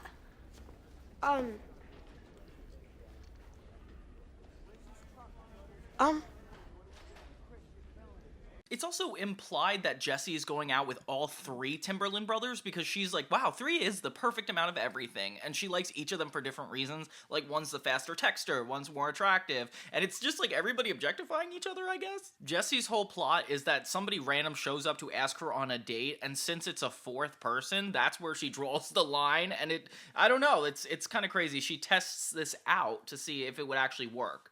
Okay? Wow, listen to that. You just said okay, like perfectly, like no accent at all. I don't know why this show is so pro-polyamory. Like, everybody's in a relationship with, like, 3 people. I can't even believe this. Cooper's next issue with his date is so cute. It's like, he can only go within 5 blocks of his house because his mom said so. So he's trying to work out the date in that way. Which just reminds you how young they are and their actual limitations. Like, I love that they take it so seriously. And I can't take her anywhere but the dry cleaners in the Korean market. Why? Because my mom said I'm only allowed to walk in a 5-block radius of our apartment. So Cooper asks Nat to go with him, so they do like a double date, so Rosalina can actually make his radius bigger so they can go out. I don't know, it's kind of a funny concept, but obviously Nat is flustered. He doesn't know how to, like, ask her out. So she comes in and is like, why don't you want to go out with me? And then we got a good point. Nat's nervous about the date, and Alex points out that this is so obvious and he's in denial for wanting this date, and he needs to just get over it, which actually calls back to the cold open where he was showing him how to do the arm around the shoulder thing, and he's like, Nat, this is totally just for you. Which is true, Nat, like, stop being so in denial. I feel like that's his character's biggest flaw, and I never realized how often it comes up. So we're all getting ready for the date. Rosalina suggests they go to a scary movie, and that just so happens to be where Jessie is taking her 4 dates with her. Oh my gosh, this is so complicated. So everybody's essentially going to the same place to have a similar date, but all with different people. So, where do you stand on the subject of dating? I'm 9. I don't have a stand. Whew, 3 is definitely not enough. This is too many. The Timberland brothers, Alex and Juanita, all go to the movies just to spy on everybody else. Meanwhile, the other 3 bandmates all spy on all of them, which is crazy. I feel like this entire theater is taken up by only the Naked Brothers band tickets. Like, this is crazy amount of people. Cooper gets nervous and actually spills all his stuff on the girl, and it's like, she doesn't even mind. Okay, cool, so you know this is gonna work out. Rosalina and this girl have a little moment to talk, and that's sweet too. I like that everybody's nervous about this. Meanwhile, the dad's also there on a date with Betty. Oh my gosh, this is never ending. Alex? No, I just look like him. Everyone thinks that. Oh, sorry. I could have sworn you were my son. There's a constant discussion of the girls purposely hiding into the guys to get closer to them, and since it's a horror movie, it works for everybody, and it's kind of cute, like, seeing them all attempt it. But then the Timberland brothers are just throwing popcorn at their date and pouring their drink to ruin Jesse's date, which actually works. There's no repercussions to this at all, so that date is just ruined. Meanwhile, Cooper and his girl are finally going out, and aw, that's sweet. And Alex actually meets who he thinks is his dream girl, which turns out to be this animator's daughter, so I guess he does kind of have a purpose? Yeah, okay, whatever. This episode all around is just fun to have, like, everybody on a date, seeing how the characters react to one another, and I'm totally down for it. I feel like it was better than the Great Trip episode all around. So what's supposed to be episode 5 is actually kind of a huge mystery, and maybe nobody's looked this up because nobody's cared to get it, like, exactly correct. But yeah, this is interesting to me because everywhere the 5th episode is listed as an episode called The Talk Show. But the episode The Talk Show isn't on Paramount Plus. It's replaced with this cartoon episode called the Supertastic 6. Upon trying to find the talk show episode, I learned that it isn't on anywhere, even on Amazon Prime Video. It's apparently not allowing me to even download this episode. Like, you can't buy it, you can't purchase it. I wonder if it's even, like, on the DVD. The closest thing I could find to figuring out what goes on in this, it reads as followed. When Nat and Alex are asked to fill in as guest hosts for a popular music talk show, they're excited to find out that they're interviewing Joel Madden of Good Charlotte. That is until Alex finds out that Joel Madden was flirting with Jessie at the Kids' Choice Awards and refuses to do the interview. LOL, that's actually so funny. And yeah, I guess I can't really find any proof that this actually exists, so if anybody online has heard of this episode, has any memories of it, I can only assume because of the Good Charlotte references, maybe there's songs in there that are licensed that they can't use. I'm just so confused of why this is so hard to find.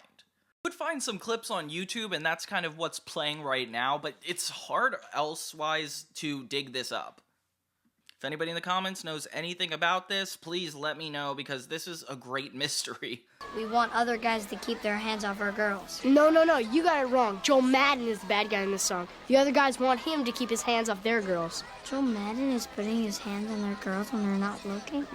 Okay, so I actually found the talk show episode. This is kind of insane. Like, thank God I found this. It was from the DVD release, and I can't believe this still exists somewhere. So yeah, it's a really funny episode. I mean, hearing the people trash talk Nat Wolff is kind of not fair, but the fact that the dad Sonny and Betty have a podcast is ridiculous. In this episode, the shaman is also featured in one of the music videos with the backup dancers, which I was not expecting. That's so random. So Nat wants to cut Banana Smoothie from the set list, which really bothers everybody because it's one of the best numbers they sing. Okay, that's kind of crazy. But yeah, seeing Nat go crazy over this one reviewer is definitely relevant to the community. I feel like it sets me up for what I expect the show to be about. Sam Lee! Sam Lee? Sam Lee, the music critic from Podunk Press? Nat, don't do it, man. Don't interview him. Wait, he trashed you too? I mean, he put a hate on my music, that's one thing, but he put a hate on my mom. He put a hate on your... My mom. He put a hate on your moms? My mama. And I have to interview a guy who put a hate on his moms? The guy from Good Charlotte's in this, which is such a crazy throwback. I wonder if they saw each other in real life now. That would be insane. But apparently Nat and this guy have that in common, is that they got a bad review from the same reviewer, which turns out to be a little child. LOL. Yeah, so the little child gets interviewed, and it's honestly so cute. So Nat and Alex try to interview her in return. Nat and Alex actually get super disrespectful in this episode, like asking the reviewer to play a song just like they do, just to like get a feeling of what it's like to be judged, which is a little too dark too quickly, Nat. You heard me. Mean. What do you mean, mean? What do you mean, what do I mean, mean? Mean. Every review you've done has been mean about music. That doesn't make me mean. That makes me discriminating. His song, Banana Smoothie, for example. See, they like it. Well, of course they like it, since they have no taste. Yeah, but the whole crowd is on their side, so it almost feels like bullying a little bit. The guy from Good Charlotte ends up playing with them, which is actually really cool, and they even have this whole reviewer sit there throughout the whole show, and she ends up liking the song a lot better than she thought, and meanwhile, Sunny and Betty were just trying to break into the studio, and now are getting out. I just want them to break up already, honestly. So the guy from Good Charlotte, Nat, and Alex all end up talking to each other on set, and yeah, it's actually a really sweet ending. What they replaced the episode with is episode 5, Supertastic 6, and this is a fully cartoon animated episode, which I didn't even realize the Naked Brothers Band did. I learned later that this show was inevitably ending or canceled because of way this impacted the kids going to school, just since the mom was the director and writer, and like this must have been a lot on that family, so that's why it kind of had to end. And I have a feeling this is like one of those placeholder episodes. There's a couple episodes in this season that I'm going to straightforward skip because they're clip shows, like either a full concert band, which takes up 2 episodes, or bloopers. Like they just like essentially cheesed like 3 of the episodes in this season, and so it says they're 15, but really there's 12 that we're actually going over. And then obviously the missing one, the Supertastic 6 episode, was actually a special and not originally counted as an episode, but now since everybody's trying to get rid of the talent show episode, it seems like executives or whatever at Nickelodeon keep inserting the Supertastic 6 as episode number 5, so nobody realizes that it's missing. A very interesting piece of lore of the Naked Brothers that I was not expecting. So this episode starts out with Alex and Nat getting a bunch of fan letters, and this one person is like, I can't watch your show because it's not a cartoon. My mom only lets me watch cartoons. So they're like, okay, let's do a cartoon episode. And okay, I guess that's enough for me. Now this is real music. Matt Pinfield's private blend of jazz and funk. Oh, this is horrible. It's a really cool animated episode, like really good for the time, honestly. Like it's a little bit of a blend of 2D and 3D animation, seeing like Bryant Park, all the main locations, and a lot more cinematic views of things. We actually can see a huge crowd and the Naked Brothers performing in front of them, and it makes it a lot more accurate. I think the animation here is a little bit better than it was in the episode Fishing for Love, if you guys can remember that sequence. And all the characters look pretty accurate, except for Nat. Nat looks so weird, and I cannot get over it. And it's essentially the bald guy that keeps showing, that showed up at the Battle of the Bands at the first episode. It's like the critic. He ends up hijacking the performance. It turns out to make everybody miserable and rips off their hair and fur. Okay, kind of a crazy situation. Is anything growing back yet? I don't see anything, but don't worry, I know what to do. So Alex decides to redraw hair back on his dad's head, and oh my god, Jessie looks so weird in animation, like they did her wrong here. So Nat ends up playing the piano, which leads to a secret superstation where all the friends are superheroes, and it works perfectly because it's a cartoon. Obviously they went out of their way to make this ridiculous, and of course Cooper is just the businessman costume. And businessman! Is this important? I really need to take this. Rosalina wants to be a part of the crew, but nobody lets her because she's a girl. And I can't believe these sex fights keep coming back up. Like, we don't have to do things based on gender. And even all the boys vote her out, which, Nat, you should stand up for her a little more. He just doesn't do that. Rosalina, wait! Let her go, Nat. So yeah, they're ready to take down this evil guy, with Cooper giving everybody merch weapons, yeah, to actually take him down with merch, and he even has their CD. It's kind of cool.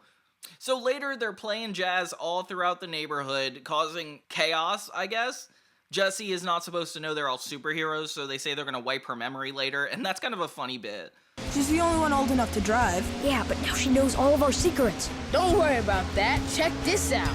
When this is over, we'll pop these on her and she'll have no idea what happened. Okay, I can totally hear you. Doesn't matter. Meanwhile, Nat and Alex head to space of all places to find where all the jazz is coming from. Once they finally land on the villain's ship, they start attacking, only to come face to face with this bald guy. So everybody else is trying to find Mr. Wolf because apparently they're going to do something to him, which I find is really fun. Like, he's like actually the heroine in danger. Like, everybody else has to get him. So he ties up Alex and Nat, and they're essentially screwed. They force Nat and Alex to play in a jazz band, which is so funny that that's the thing. I feel like that should definitely be in the live-action version. I would love that. There's not a lot of plot in this episode. It's just villain trying to do one specific thing and everybody trying to stop him. It doesn't really get super interesting. It's just more action, which makes sense. It's a cartoon episode, so fine. Rosalina comes to save the day, which kind of makes me feel bad for her because everybody kind of ditched her. We see a spot of aliens on other planets, which gets really ridiculous, and they all team up to take down this bald guy, which, oh, cool. And yeah, we get a nice little animation sequence for the end, and this episode's actually a lot shorter than the usual episodes, but it is funny that they did something so special like this. The Bar Mitzvah episode is actually pretty funny, Season 2, Episode 6, and it actually follows Cooper, the band's manager, and he's explaining to us what a Bar Mitzvah is. You know, it's a Jewish tradition where the boy becomes a man, and it's like they speak from the Torah. It's just such a cool tradition. Whoa, dude, you're getting his nose all wrong. It should be more like... He gets an ice sculpture made out of him, which I don't think is tradition at all. Actually, this just seems like rich kid stuff. But yeah, it's just funny that it's happening. The B-plot is pretty prominent in this one, so Alex realizes that this pro skateboarder kid has the same mole on his face that he does, and the two really bond over wanting to try each other's occupations. Why would you want to be a rock star? I mean, what you do is so much cooler. You get to live on the edge of danger, do awesome tricks. You rock out and hang with all the cool musicians. They just talk about how they want to do the parent trap, but there's no parents involved, so I don't even understand what the point of switching spots like this is. This shaman meditation guy is back again, like they're rehearsing and he is still in charge of the sessions, which makes me think he's taking the role of the director from the first season, where he's like the adult professional on set, but doesn't really know what he's talking about. Oh, but then the director does come back for this episode too. He's making the documentary for Cooper's Bat Mitzvah. Actions, Alex! You have nothing to say about the boy man who dedicates his life to naked brothers? Say something. Ow! I didn't realize they did documentaries for bat mitzvahs, but okay. So yeah, Cooper talks to the rest of the group about not mentioning any bad things he's done in the documentary, which is so funny because it's like he's like the most responsible character, so I don't know why he's like the most concerned about all this. So the director ends up kicking Cooper out of his own video, which is actually so funny to me. I can't believe they're doing that. Get off the film! But I hired you! Yeah, this is a closed set. Get out! Alex and Mitchie already switched spots, but Mitchie realizes that he has to meet Tony Hawk, which I was not expecting a guest appearance in this episode, considering it has so little to do with the plot. So yeah, I guess Alex is going to meet Tony Hawk now. That's not random, I guess. So Mitchie, as Alex, is gonna go to the bar mitzvah, and apparently there's a lot of girls, and that's the big highlighted point. Nat is loopy off some dental drugs, so he's acting really weird, like almost sniffing out that Alex and Mitchie switched places, but more so just being a lunatic. I love your eyes. Thanks. Can I touch them? No, get out of here. You're gonna poke me in the eye. So later at the bar mitzvah, they end up playing the video, and it turns out Nat literally outs Cooper for like so many bad things he's done. I mean, but he wasn't there when Cooper told him that they shouldn't say anything, so I guess it's not his fault? I don't know. But yeah, Nat just outs him. Why didn't somebody stop me? Oh, we tried. Hey, Koopy, do you remember when you fed popcorn to your sister's turtle?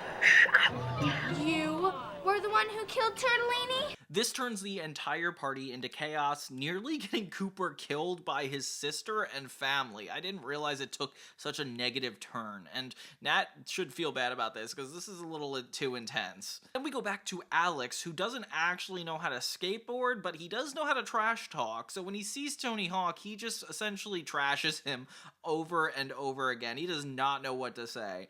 Well, everybody knows the wolf eats Hawk. Who's Wolf? I mean, paper beats rock. Oh, yeah, well, scissors cuts paper. And are these even impressive lines? I don't even think so. Luckily, Cooper has an idea. The only way that this entire party is going to be fixed is if the Naked Brothers can perform. So Nat goes to Alex, only to find out that it might not even be him. And so they have to start performing in front of the whole place, which actually stresses Mitchie out a lot because he doesn't actually know how to play drums. So him and Alex switch spots just in time to put on a performance. Thank God, because Cooper's entire bar mitzvah was almost ruined. He has like a huge long speech to everybody about turning into a man, and honestly it makes it so much funnier because it seems like a really depressing thing happened, and his girlfriend is very sweet. His arm. My wrist is fine, everybody! See? Let's get this party started! It's gonna be okay. All around, it's like a very successful episode. I feel like the switch between Alex and Mitchie make it really funny, and the conflict actually matters here, unlike that Great Trip episode, which is just them going on a vacation. I don't even know why that was an episode. But you know what? I'm gonna let it go for now. I like that we had a Cooper-centric episode, because he is a really funny character to me. As if the twin thing wasn't interesting enough in episode 6, it also comes back in season 2, episode 7, Uncle Miles. This episode is primarily focused on the kid's dad, and it's a really genuine in that way. He's great at everything, really. No, there's some things I'm not great at, like, No, you're right. I'm pretty great at most everything. Always been that way, baby. The whole episode is about the dynamic of brothers, older and younger siblings. The dad is 5 minutes older than Uncle Miles, and we actually get to meet him. And it's cool because they're played by the same actors, but it turns out the brother, Miles, is super successful, a jazz musician, and yeah, he's just better in every way. Meanwhile, Nat and Alex's dad can only do a Daffy Duck impression, which he does multiple times, and the kids love it, which is kind of sweet. Yeah, my heart goes out to you, older brothers. How can you guys compete with us, little bros? So Alex starts to connect with Uncle Miles and is like, hey, I'm gonna be the better one because I'm the younger brother. And he starts acting like him, like having like an old cigarette-timey voice, and just is convinced that this is his destiny. And he starts changing his outfits. Everything is just so much different about him just so he could mimic this success. This disagreement of brother dynamics ends up becoming the entire center point for the plot. So older brothers and little siblings end up going against each other on separate teams, specifically boys, brothers and younger brothers, with Rosalina and Cooper acting as the hosts. And it's kind of like a questionnaire little beauty pageant they have going on, but it's more just to be extra competitive. The challenges kind of make no sense and are just downright ridiculous, with like breakdancing being one of them, best gymnast. It's just a montage of crazy stuff. I like that it's really competitive and they start turning on each other because it actually like puts them at odds. I'm just gonna add some more categories. How about biggest, meanest, and best songwriter? What? Biggest, meanest, best songwriter? That's so unfair, Nat! Maybe Dad has a younger child somewhere and you can join our team before it's too late. The contest ends on a tie with a Battle of the Brothers performance coming up. Things take a really intense turn when Alex watches Miles take Betty, which is Sonny's boyfriend, you know, the dad, actually woos her over pretty easily. And I don't know, I don't feel bad because this woman is just a horrible person and like is so disrespectful and is just ready to turn on him completely. Betty, Sonny's daddy. Come over here, come over here, come with me. I want to show you a little something that we do in Detroit. I mean, Uncle Miles is not a victim here either. He's definitely rude and disrespectful to Alex's dad. Alex watches the whole thing, and he's kind of stunned by it and feels really bad that his uncle is not a good person and starts to reflect on his competitiveness with Nat. And it becomes really deep, really quick. But it's actually kind of sweet to see them, like, care so much and actually have his actions represent, like, what he wants to change. He actually writes his own song, and honestly, this is one of the better ones in the entire show. Changing, waiting, changing. Oh my god, when is Alex such a good writer? So then they go back to the Battle of the Brothers competition, and this is right after Alex promised to Nat that they will not ever fight and they'll be friends forever because it's more important to have brothers connect than be at odds with each other. Nat actually takes this super seriously and purposely flukes the Battle of the Brothers competition. Guys, maybe if you clap loud enough, they'll actually think that was good.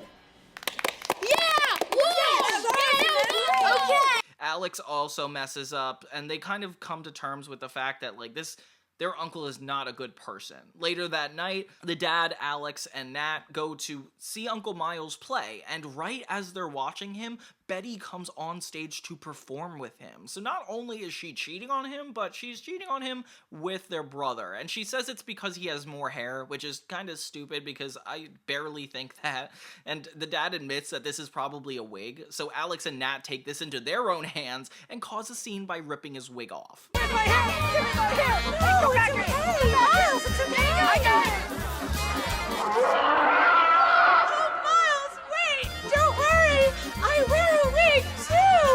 Betty, fazed by this though, she takes off her wig and is like, I want to be with you. And you just feel so bad for the dad because he was just betrayed so hard in this situation, and he's like an emotional meltdown with Nat and Alex taking care of him. And it's definitely a sweet, like, kumbaya moment of them all coming together. Nat insists that Alex's song would be better with the dad on the accordion, but really it's just trying to cheer him up. And honestly, it's a really sweet moment, and I just feel bad for the dad because you know how emotional he is. Like, this is not going away anytime soon, making season 2 a lot more interesting than I initially thought. Episode 8 is Concert Special number 2, and I can't really get into this because it's just a live recording of them performing. All I can say is it's crazy to think that these guys are actually as talented as they come across on TV. Like, they are genuinely good at their instruments, and I can't believe how good of a performer Nat is at this age. Like, these guys are really good. I feel like the best thing about Naked Brothers Band, even like watching the show, is probably their music. You know, like, they're undeniably very talented, and despite whatever qualms I have about the show or the story structure, like, we can't forget about this. They sing 9 songs, the discography, which include Motormouth, Taxicab, Tall Girls, Short Girls, You, crazy name for a song, Great Trip, Crazy Car, Banana Smoothie, and I'll Do Anything and Run. Which actually brings us to our next episode. Everybody cries at least once. And, you know, I said it before that the poor Rosalina is caught in all the drama of this series. And yeah, this is one that also is like that. This is a very depressing episode about showing the boys right before they leave for tour.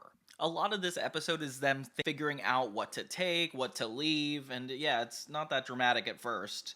Everything reminds me of Betty. Napkins, the dishwasher, toenail clippers. The part that actually matters in this is that the dad's going through a really rough breakup. Aw, so this is why everybody's crying. He just had Betty leave him for his brother Miles, and that just kind of happened. So he's depressed, and the boys are ready to take their dog Lucky onto tour until they realize their dad is so sad, and I guess he's not going on tour with them, so they're like, let's leave Lucky with him. Very generous of these boys to let their dad take care of their animal. I don't even know what to say here. They actually bring back the shaman again to be in charge of their rehearsals, which is so ridiculous. Like, this guy cannot be productive in their rehearsals. So, Alex. Many buffalo reap little grass. Right back at you, buddy. He just says a bunch of gibberish, and I don't even know who we're making fun of here. Like, I'm not sure if I should be offended or confused. We learn this episode's more about Rosalina when she reveals that her dad is pretty absent in her life and honestly got married like 3 separate times. And I kind of feel bad for her. Like, everybody is pretty empathetic toward her, which I find really sweet. I like that they're all like caring. Meanwhile, everybody else is just getting ready for the tour. At least he didn't marry her like my dad always does. Sure. Nat and Alex try to cheer up their dad, but you know what? They're just worried that he's gonna be screwed while they're gone.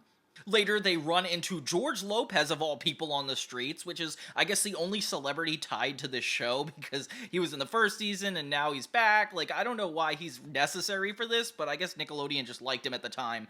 Let me talk to you, man. Listen. Yeah. You can lick the Betty curse. And it's kind of sweet, because it's like, oh, he's gonna have a friend now, as every breakup needs to get out of it. Meanwhile, everybody's saying goodbye to their parents, and oh my gosh, Kwasam's mom is so funny while she's singing one of their songs. It's so good. Yeah. Long distance relationships will kill you. Yes. Everybody but Rosalina has somebody to say goodbye to. Aw. And she's just sitting there hoping he'll show up. And I'm just so depressed at this point. The van is awesome. I'm so jealous they get to travel around in this. And even Jesse's coming. Okay, yeah, they do need a babysitter. I'm glad Jesse's coming. They're saying goodbye for probably like 6-7 minutes. Like, this entire episode just might as well be them setting off on a tour. And yeah, Rosalina's about to cry as her dad does not show up. Except for last minute, when they're about to finally leave, the dad runs on to the bus and says goodbye, which is actually really awesome and good for her that she gets a little moment. And they end up singing the song Everybody's Cried at Least Once, which is very real. Okay, cool. So we're having the Naked Brothers Band head off on tour, and this is a really exciting, like, ramp up to the next episode. Now we got Cleveland. Apparently the band is headed to the Midwest, and we actually get to see how intense these fans actually are. It starts with a little concert performance, and then the boys getting back onto their tour bus. They actually have a security guard, which is like freaking out, and is like, I can't handle all these girls. Cooper, I can't do this anymore. They got my favorite shirt, man. These girls are crazy. It's too many of them, man. It's too much love, too much love, too much love, man! And you know what? Like, it is so real and actually makes it a lot more legitimate that these guys are famous. It feels like a stomping ground that they were like practicing with before they got to Big Time Rush, which became like a lot more official version of everything that's going on. And yeah, then we just go to the tour bus. And the girls sneak onto the bus. I can't even believe they did that. The cello player Thomas talks about how he's like jealous of Nat, and he's like, does anybody else get jealous? And it turns out it's just him, and they kind of mock him for it. Then he goes to check in on the boys who are actually doing an interview in the back of the bus, and they're asking him like what it's like to work with Nat, which is so rude. Maybe they'll want to interview me now that I'm a dancer in the show. I feel like she's just such a clout chaser, it makes her kind of unlikable. Maybe at this time, people didn't look down on people like that, but like, it looks like she's trying to clout chase their kid's fame. Jesse and Alex start getting into a fight because Alex cuts Jesse off for every answer she gives in the interview, which is kind of disrespectful, honestly. Probably, but Is your name Katie? as much as yours is. We get to another location with the girls starting to tear through Nat, and this time Rosalina's actually getting a little jealous.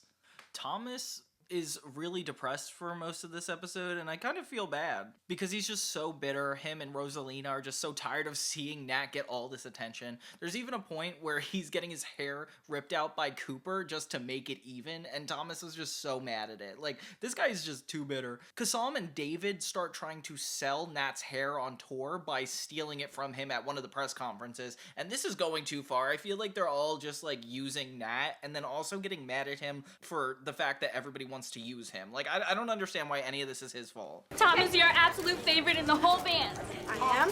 Yeah, you are so much cuter than Nat. Yeah. Hear that, Nat? You think you're so hot? Well, these girls think that you're an ugly toad. We didn't say that. No, ugly toad it is. Awesome. It turns out Nat was pulling out his hair to give to fans to pretend to like Thomas and say that they like him better than Nat, which is actually kind of a sweet thing to do. It just shows that Nat genuinely doesn't care about the fans like that. Well, not care about the fans. You guys know what I'm getting at, right? So it ends up in being like a full fight on stage, and honestly, like, he's just trying to do something nice here. So when they get to Cleveland, things actually take a big change where everybody's actually cheering for Thomas, and this is kind of boy who cries wolf because Thomas does not believe this. Like, Nat clearly engineered this, but I don't know, nobody seems to have actually made this happen. So Thomas gets a lot big of a confidence boost. If he did do it, he's a better friend than you deserve. But if he didn't do it, just for some strange, odd reason, that all these girls, these crazy girls like you in Cleveland, what's up with that? I didn't realize they had a song called Body I Occupy. It's actually really weird for a title, but hey, the song's not bad, and it kind of feels relevant to this episode. Meanwhile, Alex still isn't talking, so Jesse keeps trying to get him to, but he's doing it for a polite reason. I don't know why Jesse's trying to call him out for it. So yeah, Rosalina and Nat get into another argument because Rosalina's like, you like the attention, and like kind of uses it against him when really he doesn't. I swear he doesn't. It's annoying that you like it so much. I don't like it so much. Later, they learn that maybe the reason Thomas is getting so much love and attention, which, by the way, don't know why they had to figure it out, is because on that radio show earlier, he said the prettiest girls are from Venus, and I guess they misheard it as Cleveland, as everybody would claim. They can't figure it out, and of course, Alex can't even speak, so they go to point to the solar system, and yeah, I'm confused at that. The moral of the story here is that Thomas learns if you call a girl beautiful, she'll love you, and okay, I guess that's a weird takeaway, but so Nat says it to Rosalina, real smooth Nat, okay. Tell a girl she's beautiful and she'll love you? Yeah, man, you didn't know that? You're beautiful. You're beautiful. And Alex says it to Jesse, which means he talked, and that kind of ends that plot line, too. And yeah, they end up having a concert, and Thomas calls out all the boys and is like, girls are prettier, and I guess that's the way it ends. I'm just excited that this was, like, a really dynamic episode. I've never seen a show about people being, like, on the tour bus, per se, and this does a good job for me. I feel like Nat, though, has gotten the short end of the stick for this episode, despite it, like, not even being about him. All around, like, fun experience. So this episode starts out with a voiceover from Tuffy, who is the bodyguard of the Naked Brothers band, and the bus driver too. I like this guy so far. The band wants to have some fun before their concert tonight. So they're inside putting on their disguises right now. Hey, get those cameras off me, man. Get those cameras off me, man. I told you I don't want to add 10 pounds to this. And he's talking about this Crawfish County Fair that's going on. Cooper is in charge of watching over everybody, but they all have to be in disguises constantly so that way they're not recognized, which is so funny that why are they doing this in the first place? And we end up even seeing a giant newspaper that says how to recognize the Naked Brothers band in disguise, which is with them in their bunny costumes, so they're pretty screwed right off the bat. I can't believe everybody's recognizing us in these. I know, our day at the fair is completely ruined. Maybe not. Rosalina notices a rack full of costumes, so they come out to be in the opposite gender, with Rosalina in a general costume with a hat and beard, and the rest of the boys wearing wigs in a dress, which is actually super funny. I love that they, like, took this approach. Makes David, Thomas, and Kassam all argue about not being in the male outfit. And the band then sits for the accordion camp competition, where Nat and Alex get to see their dad on stage. Okay, but he mistakes them for girls, so he does not even see them. We're Dad's squeeze box, mister! Oh, come on, dude! Thank you, girls, thank you! He totally didn't recognize us. We see that Jesse is singing karaoke with a bunch of guys and the band like starts applauding them. Jesse doesn't even realize it's them. It makes David and Kassam happy because Alex is jealous over the other men. The boys huddle up and Rosalina announces that the disguise work and Cooper can let the band go explore the fair before the sound check. Ooh, yay! So David, Kassam, and Thomas enter themselves into a greased pig competition, which I didn't even realize still went on, okay? Alex and a blonde girl are watching it happen and then criticizes the girls for being unladylike, which is kind of disrespectful. Meanwhile, the beauty pageant is in danger of cancellation because there's not enough girls that are participating, so the girls beg Alex to come up and join them. Oh my gosh. Alex starts to form a relationship with her, but like as being a girl, which kind of reminds me of the Sweet Life of Zack and Cody episode. It's definitely been done before, but I like that it's like a Naked Brothers Band twist because of it. Nat and Rosalina are seen together, and she decides to ride the robot bull, of course, because she's going through a lot right now, guys. Remember the last couple episodes? They call Rosalina a troublemaker, which is kind of disrespectful, so she complains to Nat about him getting more attention disguised as a girl, but it's quickly offered to go for a second round, so he's getting like the unfair treatment. Then we get their song Tall Girls, Short Girls, You, which I can't tell if that's a compliment over the montage of all the subplots of the episode, and it's actually really funny because Alex is in the beauty pageant, and Sonny gets competitive with his rival, which is cool that he's even like roped into this. Later, Harvey compliments the way Nat chooses food clothes and says a short poem to him. There was every kind of girl in this world, and then there is you. Ooh, ooh, ooh, and then there is you. Harley, you're quoting a Naked Brothers Band song. Nat thinks that Harvey's two-timing him, and he explains that his girlfriend entered the beauty pageant, and this is his opening lyric to I'm Out, which Nat catches him again for quoting his songs. I can't believe this guy is like plagiarizing him. And then Alex ends up winning the beauty pageant, but angry that the other girl didn't win. What? Are you crazy? She should have won the whole thing! Did you see her twirl that baton? Did you see her wear that bathing suit? Alexa, it's okay. He says to the audience that he has a dark past, which is so ridiculous, and then gives the crown over to the blonde girl. So that's kind of how it ends with that subplot. Cooper then meets Sonny in the trailer holding a teddy bear. And yeah, everybody just ends up pretty happy at this. This was a successful day. And halfway through the performance, this girl, Emma, recognizes the lyrics from Harvey's poems and thinks that he wrote the song, which actually makes him satisfied. On Paramount Plus, they have something called the County Fair Concert Special, which is actually just them singing the songs. I can't believe they even got away with counting this. It's not even the same thing as the regular concert special. What the heck? And that brings us to our final episode of the season, The Polar Bears. So the two-part season finale is called The Polar Bears, and it actually starts with everybody reading a magazine about the flaws that Nat Wolff has. Yes! He slurps his soup. I do not. Yes, you do, Yes, Nat. you do. I heard you doing it just a minute ago. Which is funny because in New Jersey, it's actually illegal to slurp soup. Look it up. I bet you're gonna be wrong. Which this guy is not asking for all this negativity. He's like just singing in the band, and I feel like he is the target for everyone and everything at this point. Jesse is giving everybody on the tour bus etiquette lessons, like with a nice table, which I've never seen done on a tour bus. What a crazy concept. At least she's like being a responsible adult this time, like kind of, and teaches everybody that as long as you say no offense, nobody is going to get offended, which, oh my god, what a 2000s mentality, guys. I didn't realize this was such an environmentally friendly episode, and to be a two-parter, even funnier. So Alex learns that the polar bears are suffering and becomes super fixated on like helping them, which is actually kind of sweet. Nat like suggests they give all their proceeds to the next concert, the environment, to actually make this better for the polar bears, and that's very sweet. What are you doing? That. I need these for my Save the Polar Bears thing. Why? Yeah, why? Because I'm recycling them. But we haven't even read them, Alex. This leads Alex to being super environmental and actually taking everybody's magazines and just recycling things for no reason, which is actually kind of a funny concept.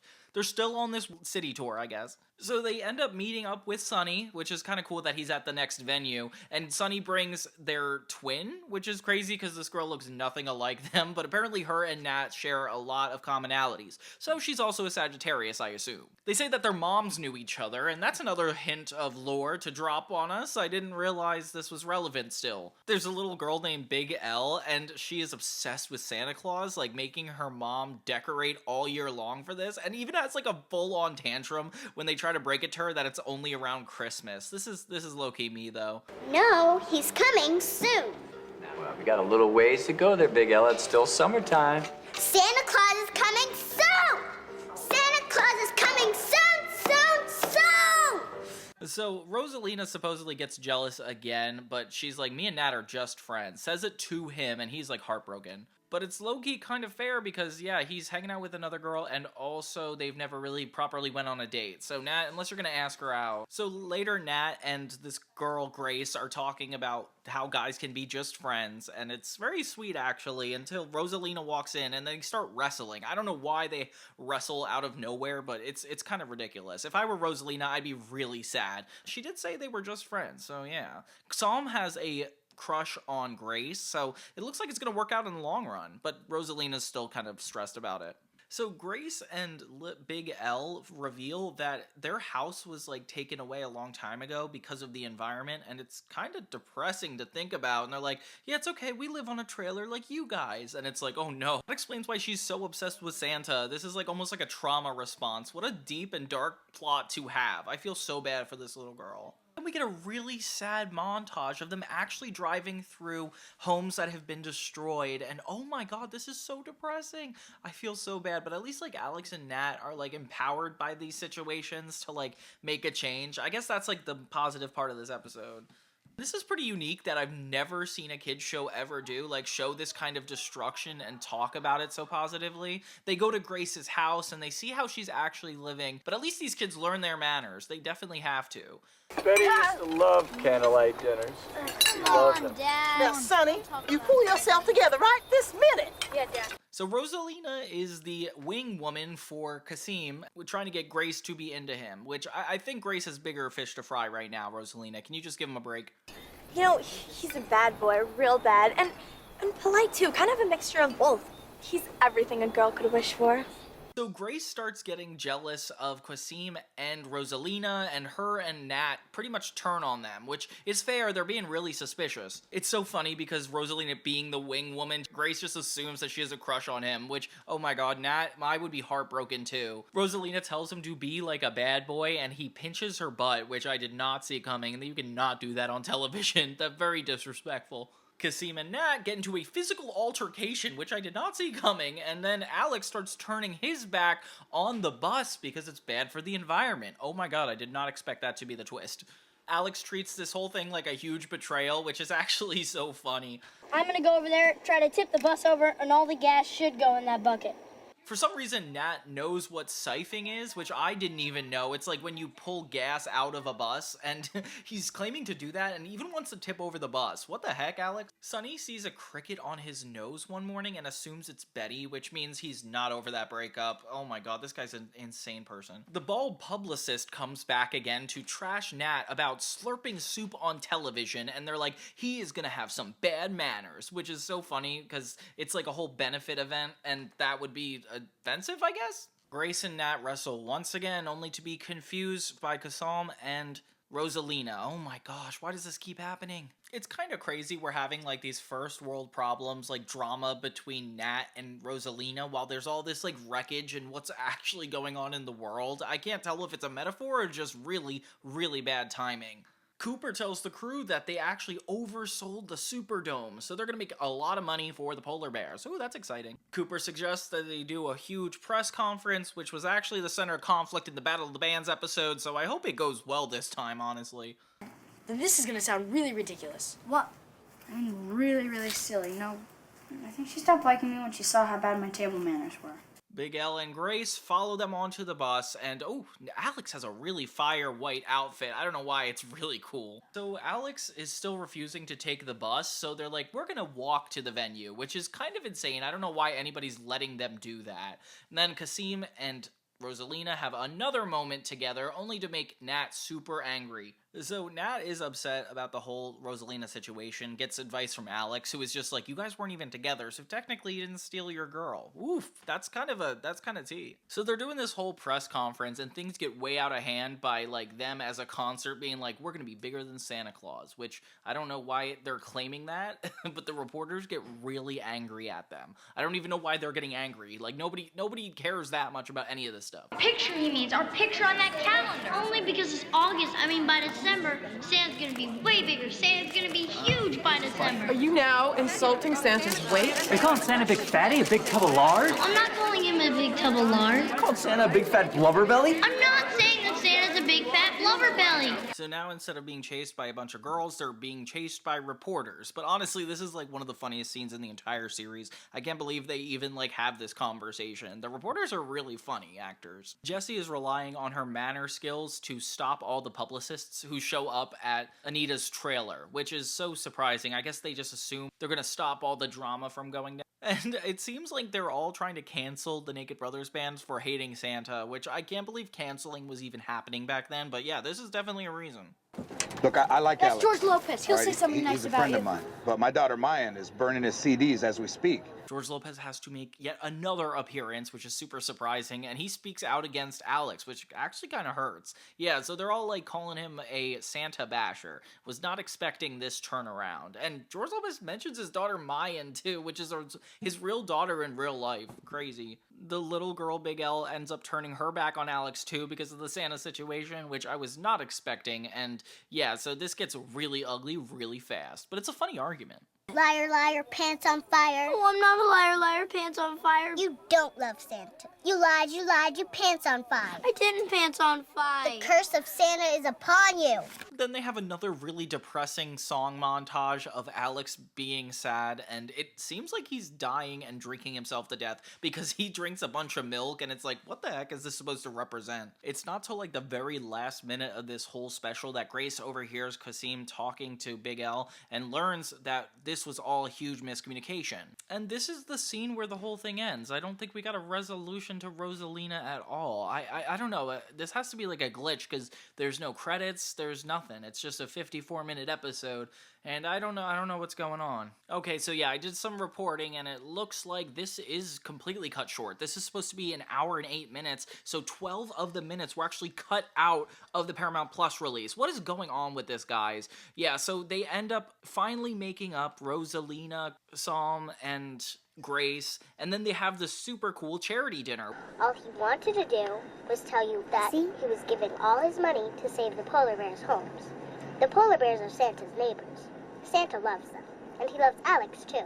Which actually has them all in tuxedos, and it's finally bringing the manners stuff to light, which is kind of cool.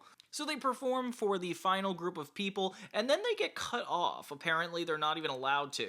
There is no music in the Grand Ballroom after 2300 hours. But our concert was canceled, and we came all this way to play music for the people of New Orleans.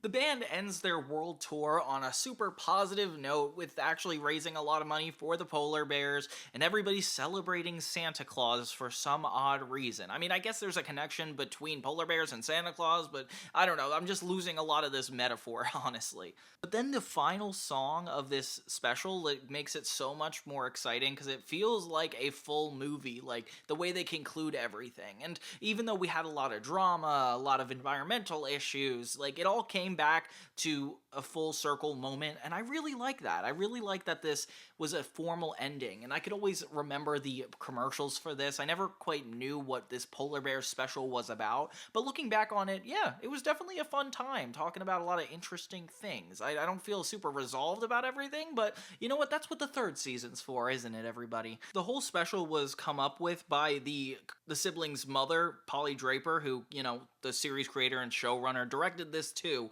and she said it's because Nat and Alex genuinely had a realization moment after they watched the movie An Inconvenient Truth, and even Alex started refusing to take baths, and it's just ridiculous. So then they ended up turning this into the movie to get kids to recycle and think about polar bears and the environment, which is why it's cool that they actually filmed in New Orleans, Louisiana, where the boy's father, Michael Wolff, was born. And a scene in the film even has Alex saying, "We're bigger than Santa Claus," which lampoons John Lennon's comment about the Beatles being more popular than Jesus, which is kind of a crazy claim.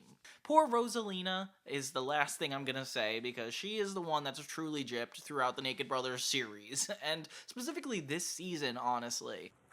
Matt, you can't eat in the recording booth. It comes over the microphone. Is he eating broccoli? Yeah. Raw?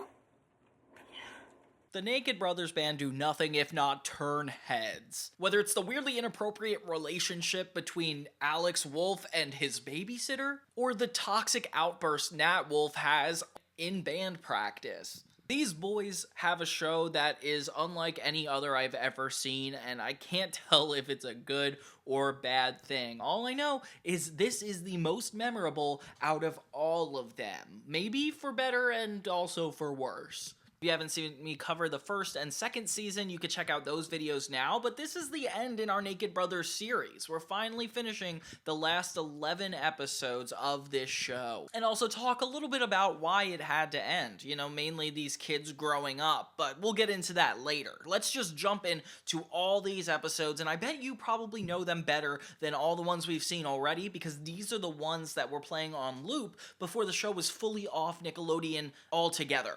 So season 3 starts off a little differently. There's a little bit more priorities for the boys this time around, especially considering they're making a movie. Yeah, a musical movie about the Naked Brothers Band. Kinda cool. Honestly, it's pretty much a mystery how this plays out, which is ironic, because the episode's called Mystery Girl, when really the movie's the biggest mystery to me. Come on, are you coming? Come on, closer. Closer. Closer.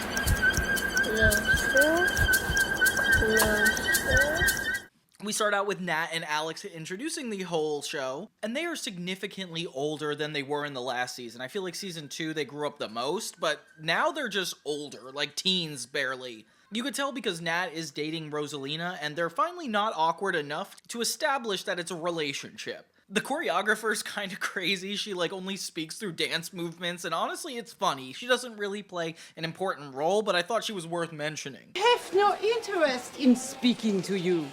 My dances speak for themselves. This for me is how I confirm that it is in fact a musical movie they are filming, with the Naked Brothers Band songs, which actually are a lot better than I remember, especially in this season. We have 2 new characters, the director and his assistant, which kind of reminds me of the guy that was in the past couple seasons, but these guys are focused on the movie, so it's a pretty simple transition to be a bigger endeavor. I don't want to hear it. There is nothing funny about art, and I am an artist. Funny about art. They're super pretentious with literally only the film in mind, and honestly, it's cool that the whole theme is around a set and this filming production because it adds a lot of drama.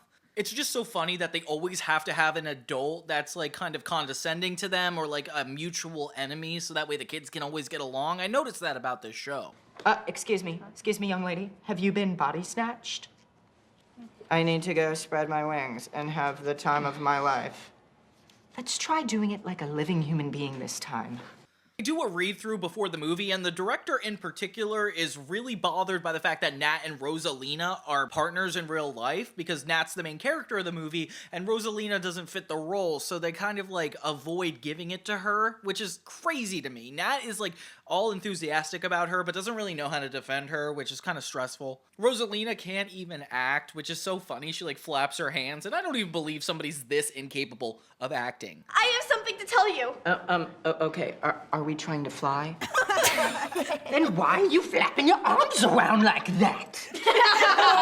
Attitude toward Rosalina's character in this season so far is off to a pretty rocky start, as they make fun of her a lot. They really put her down when Nat is the only one that kind of is a safe space for her, and yeah, it's not a good look, especially considering everything the actor came out about talking with this show. He tells them they have to break up immediately, which is actually really funny that he has the gall to think he can control these 2 teenagers' lives when really they're not even his kids. I like that we got all the bandmates here, everybody has a script in hand, and it feels like everybody's a part of this whole thing. Yeah, this is so cool. She's a talented little spud. Shrub. I'm a talented little shrub. She's a talented little shrub. In the B-plot, Alex is heavily involved, and he is jealous because Juanita, which is this girl he has a crush on, it's like a skateboarding friend, she's kind of a tomboy, she wants to be a part of the new musical. She wants to be the love interest for Alex, which actually makes him really uncomfortable, and he spends a lot of this 2-part episode avoiding her or uncomfortable with the fact that she's trying to be seen as more than a friend, and even she's not into the idea of them being together. She just wants to try out for this opportunity, which makes a lot of sense. We're supposed to go skating at the South Street Seaport. Oh, he's right there under the piano. What are you doing? Nothing.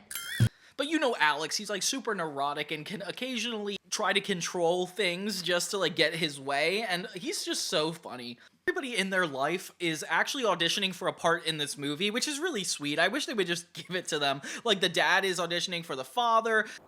Daniel and Oliver, I'm off on a business trip. Goodbye. Goodbye. Their babysitter, Jessie, can't sing, which is really stressful until she reveals that it's only because she's not underwater like a shower would be. And it's like, come on, you can only sing good under the shower? Crazy, crazy concept. Meanwhile, we catch the boys in the band, which is actually fun. I like it when they're incorporated in the B-plot, and they're trying to figure out who this mystery girl is planning on being. Nat wants Rosalina. Obviously, there's a bunch of actresses coming to the door, which, crazy, there's like a grown woman. What are you doing here? Cooper, these boys was fixing to break into your office, but I stopped them. Now, can I have a part in your movie? Why would you want to be seen with Nat Wolff, the 13-year-old? It's kind of insane to me. They finally get into rehearsals, and it's starting to feel like a school play in nature. Meanwhile, Rosalina herself is keeping a secret from Nat. She's acting all normal, but she and Cooper have something quiet going on, and I don't know what it is. All we know is that she almost doesn't mind if she doesn't get the part, which is kind of suspicious. I feel like you have a secret that's gonna tear us apart. Later, in order to find out the mystery girl, they literally tie Cooper up and question him, which actually is super funny. I can't believe how grown everybody starts getting throughout this season, honestly. How old is she? How am I supposed to nod to that? Right. Is she 1 year old? 2 years old? 3 years old? This is gonna take forever. We get a glimpse into the actual movie being filmed as Nat walks down this preppy high school hallway, and it's kind of cool that, like, this is the theme, and Rosalina's, like, in her uniform, and so is he, and the song is so good. I can't believe how strong this is to start. Later, when Nat and Cooper are, like, hanging out and playing basketball, Cooper's like, you need to talk to Rosalina, and he does not know why, and honestly, I'm scared at this point, especially since it's only the first part of a 2-part episode. Like, what could be going on? He finds out later that Rosalina is actually going to go on a musical cruise where she is going to be playing her instrument professionally, and, you know, he should be happy for her, but he's really caught off guard and upset that she didn't tell him, which I would be too. This actually works acting-wise for them in the scene, which is not fun. It just shows that you have to be toxic or go through bad things just to be looking good as an actor. Yeah, that's crossing a line with me. Goodbye, Daniel. Goodbye, Rosalina. And cut, print, and perfection. So that's when we cross over into the second part of Mystery Girl, and you'll never believe who became a part of this. Beautiful and talented Miranda Cosgrove has been juggling her busy schedule on her hit television series to make music movie magic with the Naked Brothers Band. Yeah, I don't even have to ask you if they're one of your favorite bands, because I know they're one of mine. But tell me honestly, is Rosalina jealous of you? We've heard rumors. Miranda Cosgrove. Yeah, she is the mystery girl. So the boys, I guess, aren't looking to figure out who it is now, but having Miranda jump in on all the conflict is super exciting. I love iCarly, so obviously this is like a cool opportunity to see her again. Meanwhile, the principal comes back. He's competing against the dad and the bodyguard for the same role as the kid's dad, which is so awkward, and I find it really funny. Okay, Daniel and Oliver, I'm off on a business trip. Goodbye. May the best man win. Alex is trying to wrap his head around the idea that Juanita is going to be the main part, and honestly, he doesn't make a lot of steps in the changing direction for that, so whatever.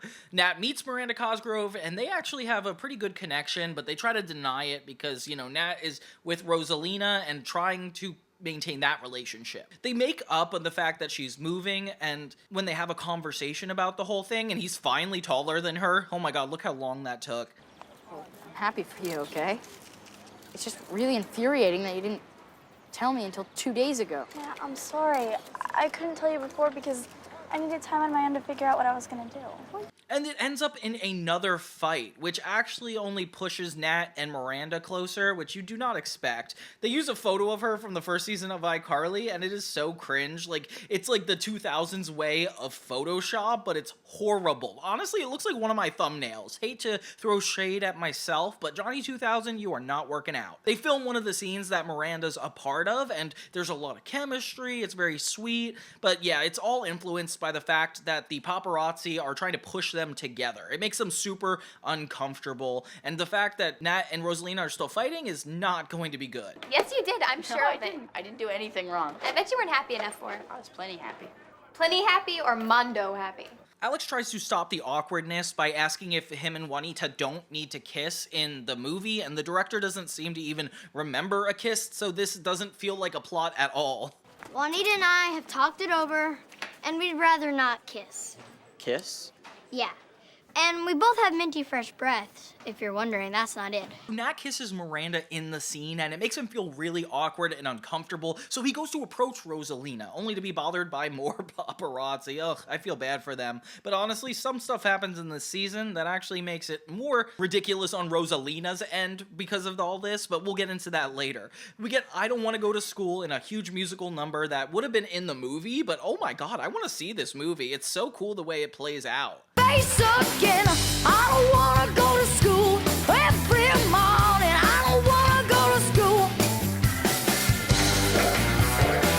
I don't wanna go to school. Miranda and Nat find each other on top of the building in New York, and yeah, they have a really sweet moment while Nat is just trying to grapple with the fact that she's going to be going away for a while, and he needs to actually be happy for her. It's a huge opportunity, and just because he's the lead singer of a band doesn't mean she can't be big in the music industry. Well, it's definitely a 2008 problem to have. It's funny because this feels like it's supposed to promote iCarly when the Naked Brothers Band had gone on for 3 years by this point, but then the fact that iCarly outlasted it and got a reboot means that, like, it's probably promoting Nat and Alex way more than it did iCarly. Like, this is the best thing to happen to Naked Brothers Band, and honestly, it looks like crazy in retrospect. The actors have started a real riot.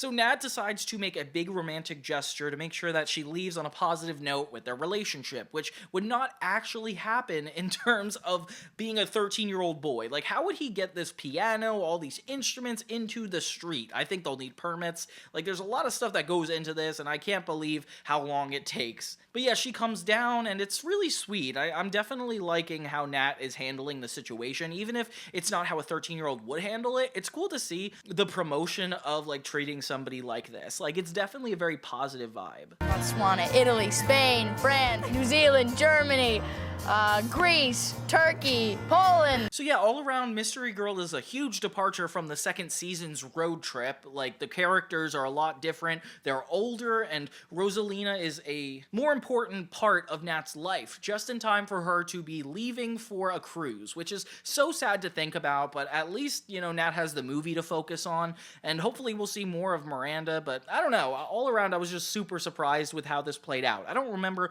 anything from the third season. I must have outgrown it at this point. Yeah, well, if you don't know the difference between a moi and a moi, what is the difference? I don't know. Fine, how about I go kiss some French vegetarian girl in a weird bathing suit? Then you'll know how it feels. We jump into a second two-part episode immediately after this first one, and honestly, I remember the promos for this way back when it came out in Nickelodeon. It's called Operation Mojo, and we actually deal with a lot of stuff I never thought we would worry about on the Naked Brothers Band show, in a good way, like not a negative way. It takes place right after Rosalina leaves, and yeah, Nat is having a hard time dealing with it. We see Alex and Juanita enjoying cotton candy in the music video, and yeah, it reminds you that these kids are really having a good time putting a movie together. They talk about this looping session where they're trying to get voices for the movie, and it's so real how they actually reference the entertainment industry so often. When they're making a movie, there can be noise over the actors' lines for things like traffic or someone talking while you talk. But yeah, Rosalina's gone, and Nat is having a hard time dealing with it, with immediately being bothered by the sound engineer, which, by the way, crossing a line, I don't know why the sound engineer has a firm opinion on Nat's relationship, but he's like, I could see Rosalina dating somebody in this news article. For my listeners at home who obviously can't see this, I have here a picture of Rosalina snogging with the French piano prodigy and well-known vegetarian, Michel Roquefort. The band kind of backs Nat up until they see the picture too. They're like, this is way too real. And honestly, yeah, it is too real. In the first special, when Nat was like badly photoshopped on the cover, that was one thing, but this is full on like Rosalina is kissing another person. Oh my gosh. Everybody tries to comfort Nat and like try to tell him that there's no reason to freak out, when really it is. There's a huge reason to freak out. Just bad timing, because Rosalina comes in to catch up with him right then and there. The band kind of treats her disrespectfully, and honestly, it's just a whole bunch of miscommunication. Older, handsomer, and better piano players than Nat? What? Nothing. In the same way it was in the last special of the second season, Polar Bears, when Nat and Rosalina just kept jumping on opposite sides. Like, I wasn't expecting this to come back again. But it's so interesting to see that they're clearly in a relationship and trying to maintain that one-on-one thing, because before they've never really solidified anything. It's so interesting to see them, like, try to connect like this. The picture, the French waters, the moi on the cheek, so history. It's a miracle! My commercial's back on! It's a sign! So Nat starts going through midlife crisis, staying up super late till 2 a.m. watching commercials where he's like trying to buy a massage chair. What in the world? Yeah, he's going through it, and I love it when there's like a breakup arc. I feel like those are really interesting in TV shows. They go to the looping booth and even have to dub over a scene with him and Rosalina, which is so much torture, especially if you're going through a breakup with this exact person. Yeah, Nat is going through a lot. I feel like you have a secret. A secret that's gonna tear us apart.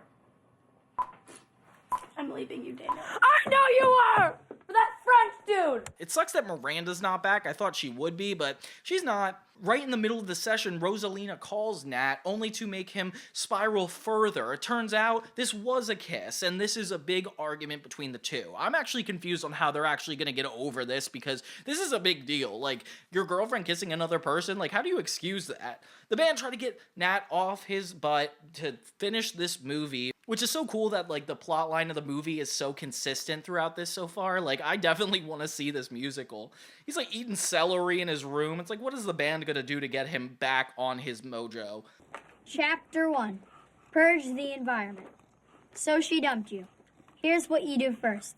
Get rid of all the things that remind you of the person who you broke up with. As soon as you do this, bang! You're over her. Alex thinks he needs to purge the environment because that's, like, helpful in a breakup, and he just takes a bat and breaks stuff, which is kind of not reasonable. Come on, Alex, relax. And again, Nat shouldn't have pictures of Rosalina as his screensaver on his computer. I can't believe he can even afford a computer at this age. It's a really wholesome musical montage when Alex is trying to get Nat back in his flow. Like, they try boxing, they try all this different stuff, and the song is pretty good too. The fact that it's not a part of the whole movie musical is astonishing to me. I feel like they could have made this more a part of the main plot, but okay, whatever. He writes Rosalina in the chair, which I actually find really funny. I would have done this at this age too. Breakups were always hard for me. I feel like it took like weeks to months to actually get over something like this. My brother prepared to be healed. We're going on a dudecation. So I would just like watch TV. Not sure what you guys did when you had breakups or like how you emotionally coped, but I would watch TV and eat a lot of food. That's just me. This book, it's like getting through breakups for dummies, and it's so funny that Alex uses this as his Bible for like the whole thing. He gathers the entire group together and suggests going on a camping trip to get him his mojo back. No conveniences, no comforts. No cameras. We battle the elements, and if we survive, we prove to ourselves that we can handle anything. Right, Nat?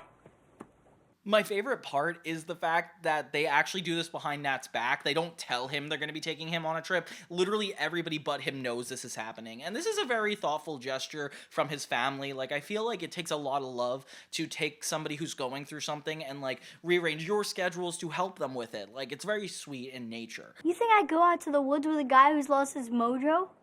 No. So what's your plan, then? It involves all of you. What do we do?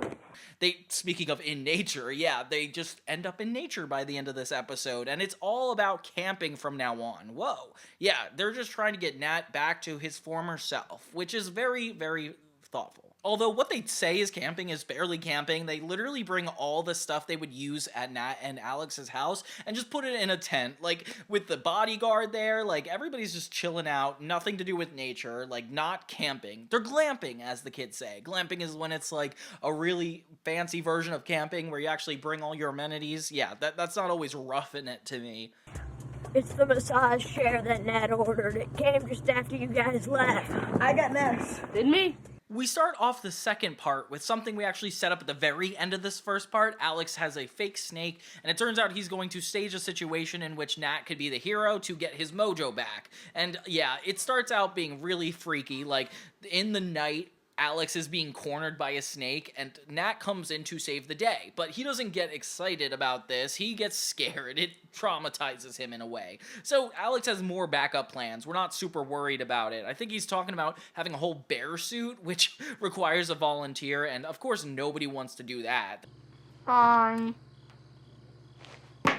They're all obsessed with this new massage chair that Nat bought, which, by the way, yeah, the same one he had a midlife crisis staying up all night watching TV, that's the chair he bought. Why, Nat? Kasim's plan is to hook Nat up with a new girl, which is kind of funny. It's this girl that's following him around.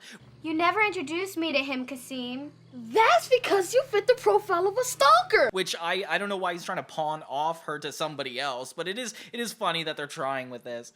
So Thomas gets in the giant bear suit, and Alex acts out this entire thing, pretending he was just in the bathroom, which is very, very fake. The way Nat holds his brother's face does not look like the way a brother would hold another brother's face. I feel like it's just way too sweet, and Nat would not be like that. Sorry, just had to point that out. Meanwhile, it's barely a B-plot, but Jesse, the babysitter, is challenging everybody to a ping pong tournament, which takes place on the campsite. I don't know how that has to do with camping, but okay, keep doing it.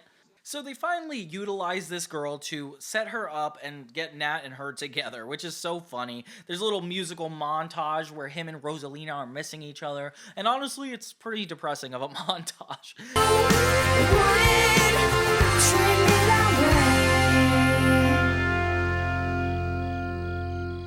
He manages to get Nat to save this girl. But you know what? They do not have the connection you would think they would. So Nat is convinced he got his mojo back, and it feels like the resolve of the episode is bound to happen, thank God. Until no, yeah, late at night, Nat realizes that Alex and everybody at this group set up the whole operation.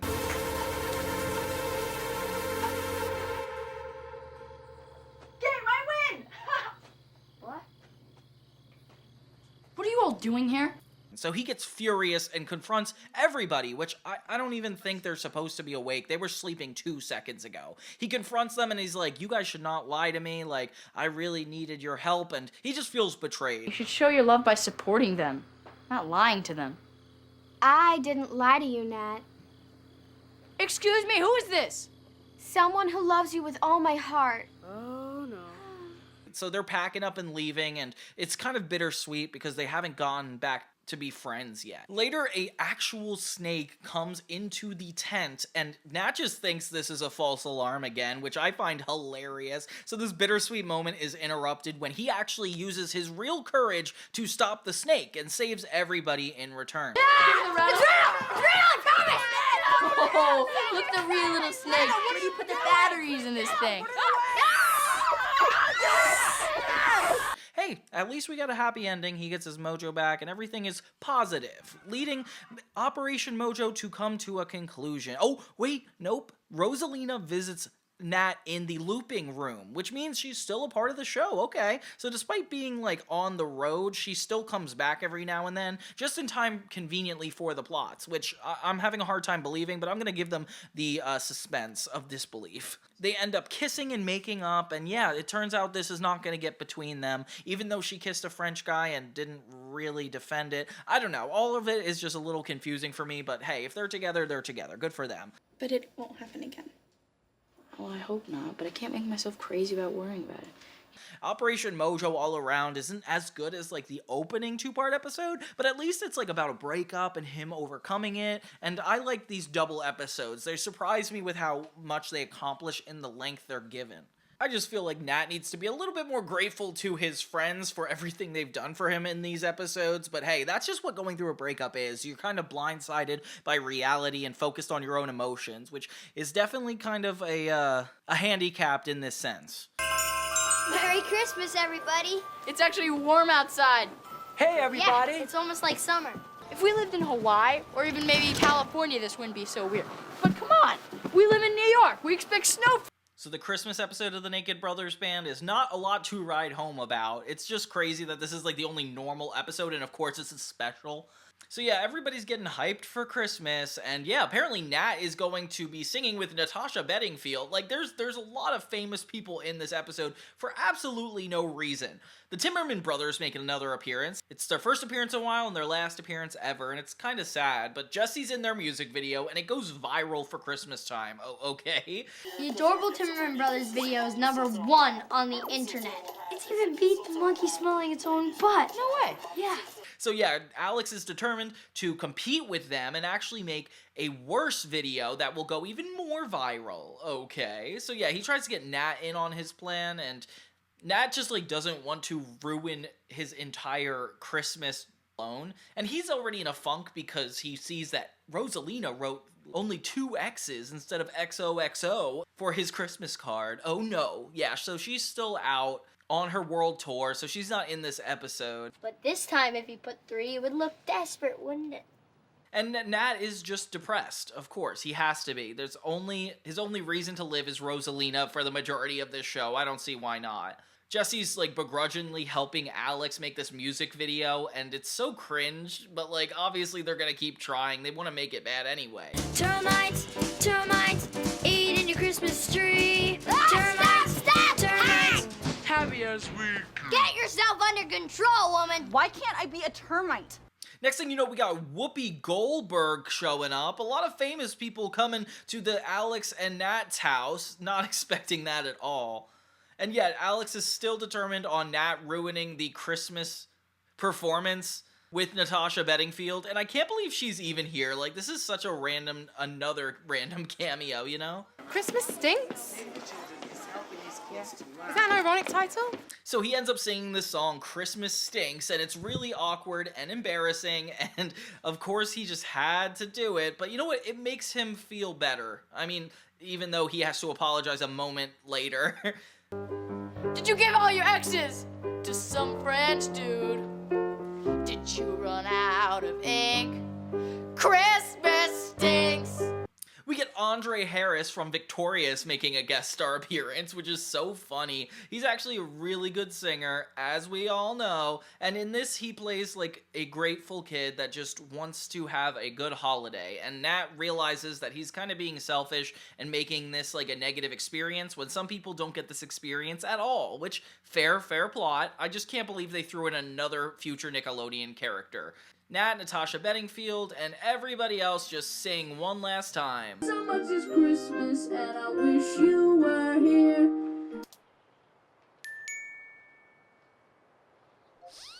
And he gets back his Christmas spirit, and that's kind of how it ends. So I really didn't want to spend a lot of time on this episode because I thought it was just straightforward, ridiculous. Like, it doesn't even feel like there's character growth. If anything, it feels like most of these characters are backtracking, if anything. Like, Nat trying to get over Rosalina by ruining Christmas.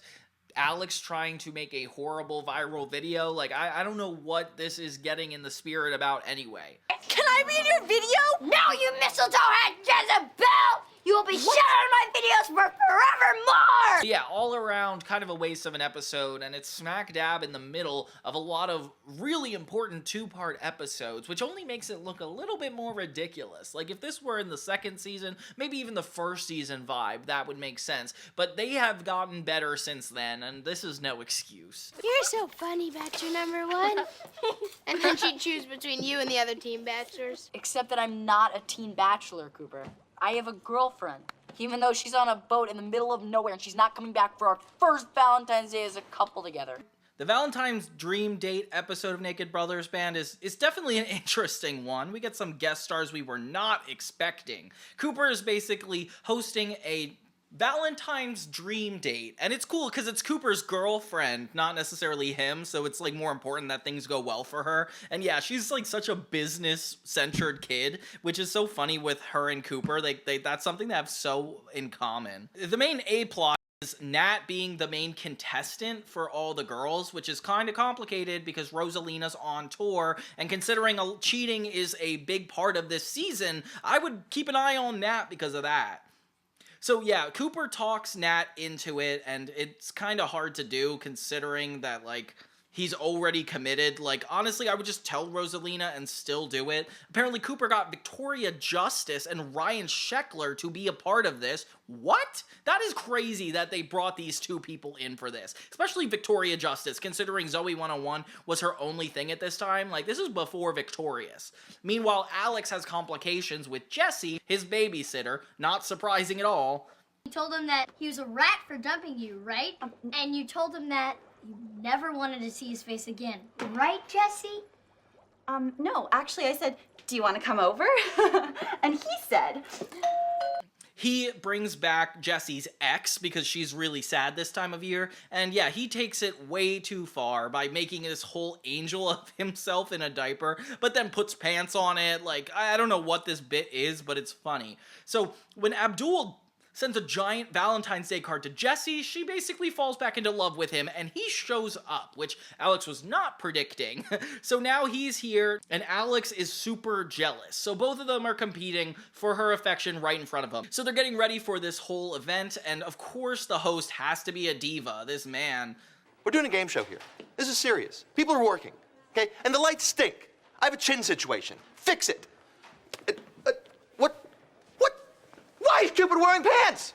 But why is Cooper wearing pants? He gives Cooper's girlfriend a really hard time throughout this, and yeah, you feel bad for her because she's just trying to do her best. Meanwhile, Nat is kind of upset because he doesn't like really want to be involved. And then they hype him up, actually being like, you shouldn't be alone. And then right when he gets the confidence to actually go out there, Rosalina shows up of all people. Oh my gosh. Yeah, so now there's a lot of contention and stress going on. Nat!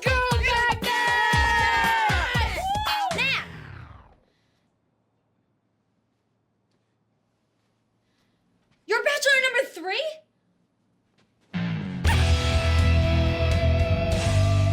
Everybody kind of kisses in this episode, which makes me uncomfortable considering how young they are, but yeah, I guess we're gonna have to look behind that for a second. Cooper now has to figure out how to do this show without Nat, because essentially, like, what could they possibly do? Mr. Wolf barely gets a romantic plotline. He comes onto the stage for like 2 seconds.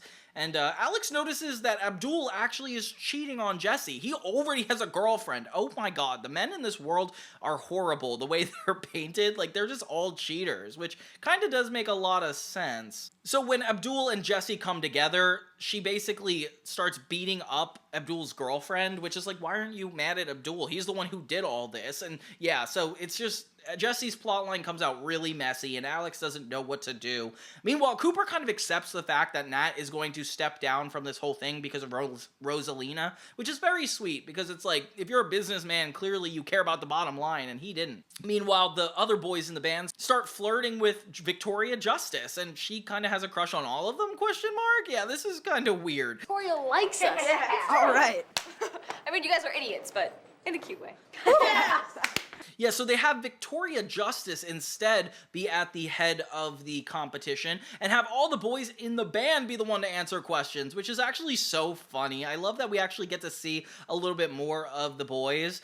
But I get so annoyed with Sunny because their dad ends up falling back in love with the girl that cheated on him with her brother. Oh my lord. Alex ends up having a really sweet moment with Jesse where he writes her a song to not be so sad about Abdul anymore. He's comforting her, but the fact that he's like more romantically interested in her makes it mean there's like a motive behind it, and that kind of makes it icky for me. So yeah, Valentine's Day dream date is such a confusing experience. Like, while they're trying to capture like the excitement of like new love, they have like really toxic old relationships getting back together, Rosalina showing up, Nat being convinced that he doesn't need to acknowledge his girlfriend, and Victoria Justice of all people. I don't know, I mean, they're all such idiots. In a cute way. Can I have them all? Picking the stage in this one. Like, I was surprised when we saw Miranda Cosgrove, but you're telling me now Victoria Justice too? Like, come on, Nickelodeon, get new people. All around, though, it was really fun to revisit this holiday in particular. I feel like everything that's about to happen is going to contradict everything I'm saying here, so sit tight because it gets dramatic for the rest of this season. My little man's growing up. And soon I'll be able to drive and talk about basketball and go to movies with strong language and adult themes. I can see it now. And you won't need me anymore. So the next 2 episodes are both two-parters, and I mean like 4 episodes that continuously take after one another. And honestly, I don't know why they just didn't make the show serial at this point. Like, just have every episode lead into the next. Like, there's just a bunch of random specials breaking up these, but this is just interesting. So it's called Naked Idol. Yeah, I don't really want to see what this is about to be about, but I know it's not actually naked, okay? I'm gonna take that off my plate. These all definitely put Nat in a really complicated position, as if he weren't in the other 2-part episodes, but I'm telling you, this goes so much further. We start the episode with Alex visiting Nat in the bathroom. He's shaving for the first time. It's like a big monumental moment, so he's gonna become a man now. Please, I gotta get in. I just really have to go to the bathroom. Okay, just a second. There it is. Is it everything you dreamed of? Yes, yes, yes, yes, yes, yes. He ends up even getting cologne from Rosalina that smells like dog pee. It actually doesn't, but like it's supposed to make your own smell significant, and apparently he smells like dog pee. So funny. This actually comes up later, but you know, get ready for it.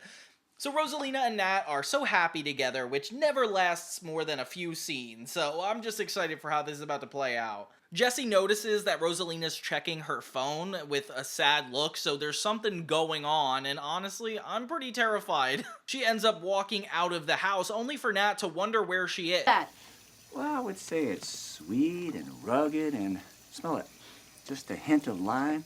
It's a smell that says, sunny, lime sunny. The cologne smells good on the dad, though, so it just means that it's Nat's issue with the cologne, not the cologne itself. Aw, poor Nat. Alex, on the other hand, is worried about himself becoming a man. Like, at first he's super excited. He's trying to get, like, a magnifying glass up to his face so we could tell if he's a man. And yeah, it's just ridiculous. He's so excited about it until he learns that if he's a man, Jessie won't be able to babysit him. Aw, so it's kind of sweet, but the age gap thing is still a little complicated because she's sad about the whole situation too, which is even more confusing for me. I don't understand how inappropriate this is. So yeah, they get to band rehearsal and everything seems to be like normal until Rosalina starts to act a little sketchy. Rosalina has Nat sing this song that meant a lot to her when she was younger. Apparently he wrote a song called Rosalina, and it's a really sweet, sappy ballad that he made when he was super little, and now he's just re-performing it for her, and he's gonna do it on the big TV station, which is actually kind of awesome. I love that they're bringing something back like that. So he starts to play it, only to be interrupted by this French guy. Oh, it is the right place. I thought I must be mistaken. The music I just heard is so simple. I cannot believe this is the wonderful band you told me all about. And it turns out to be the same French guy from the magazine in the episodes before. Oh my god, they just keep beating this plot to death, don't they? And this guy is like very obnoxious, clearly doesn't appreciate any of the band. He's like a good piano player and upstages Nat pretty quickly. It brings a lot of tension into the group because it's like, why would he be visiting her? Also, this looks like a grown man. Like, maybe he's not, but still, it's uncomfortable to think that he's like hitting on Rosalina. It's nothing, Nat. She is yours. Michel is just, how you say, guy on the side. This is all right. Michel accepts this. He is from France, after all.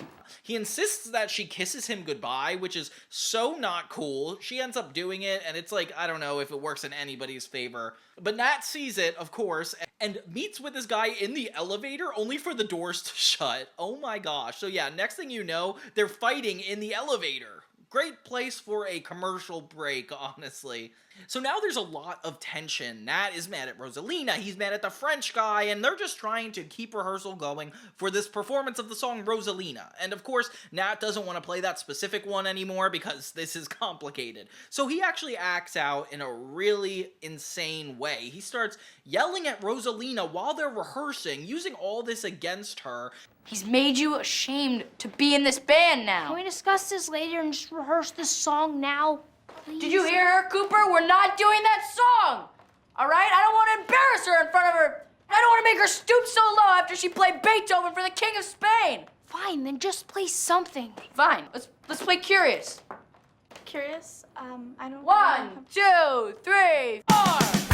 And, like, it's kind of a little bit too much. Like, I don't think you could get away with some attitude like this in real life now. Like, this is clearly an issue, and the bandmates are backing up Nat, despite the fact he's acting pretty unfairly. He even forces her to sit down to start rehearsing a song that she has no idea how to play, and it's just so rude that he has her sit down, like, very condescending. I think I've never seen a scene worse than him kicking her out of the band and, like, playing with her right there during rehearsal. That's just, like, very toxic.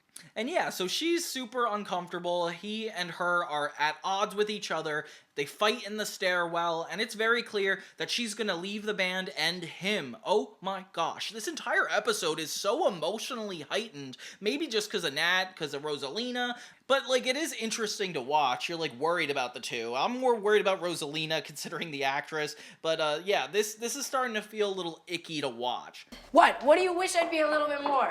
What? I want to hear it. I wish you'd be a little more mature about it, that's all. I'm too immature for you, aren't I? Because you've been around the world, and you've had all these experiences, and you play music that's too sophisticated that I couldn't write. The homemade feel kind of like bothers me a little bit because it makes it seem more realistic than it actually is. Like, Nat even smiles at some of these shots. Like, he clearly isn't super acting, so like seeing a real thing happen while he's not super acting is actually super confusing. Sorry I used the word super so much. That's really confusing. But yeah, the fact this entire episode almost took place completely during this band practice and how well they established it is actually really impressive from the writing perspective. The character perspective is a little controversial, but at least it kept me watching the whole time. That's a very, very good thing to do.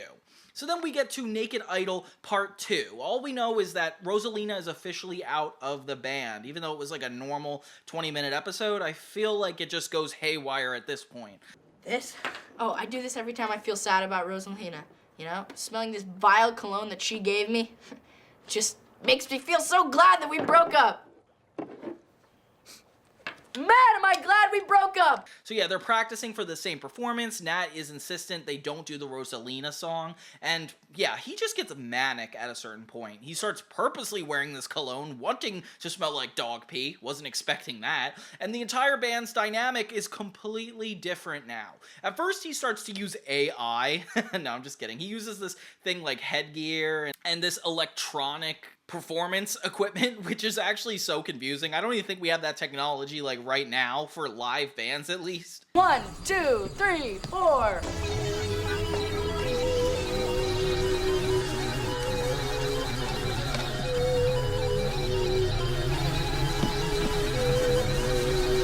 And yeah, they're still getting ready for Lexpo, and it seems like everybody is a little excited. They think Nat is high energy and inspired. Like, Alex and Jesse are like, wow, the energy is so creative now. But really, he's just off the walls. And that's such a good 2000s way of looking at things. Like, you could be crazy and out of control, but, like, not recognize it back at the time. So, like, people didn't assume that, like, this energy was good or bad. They just saw it.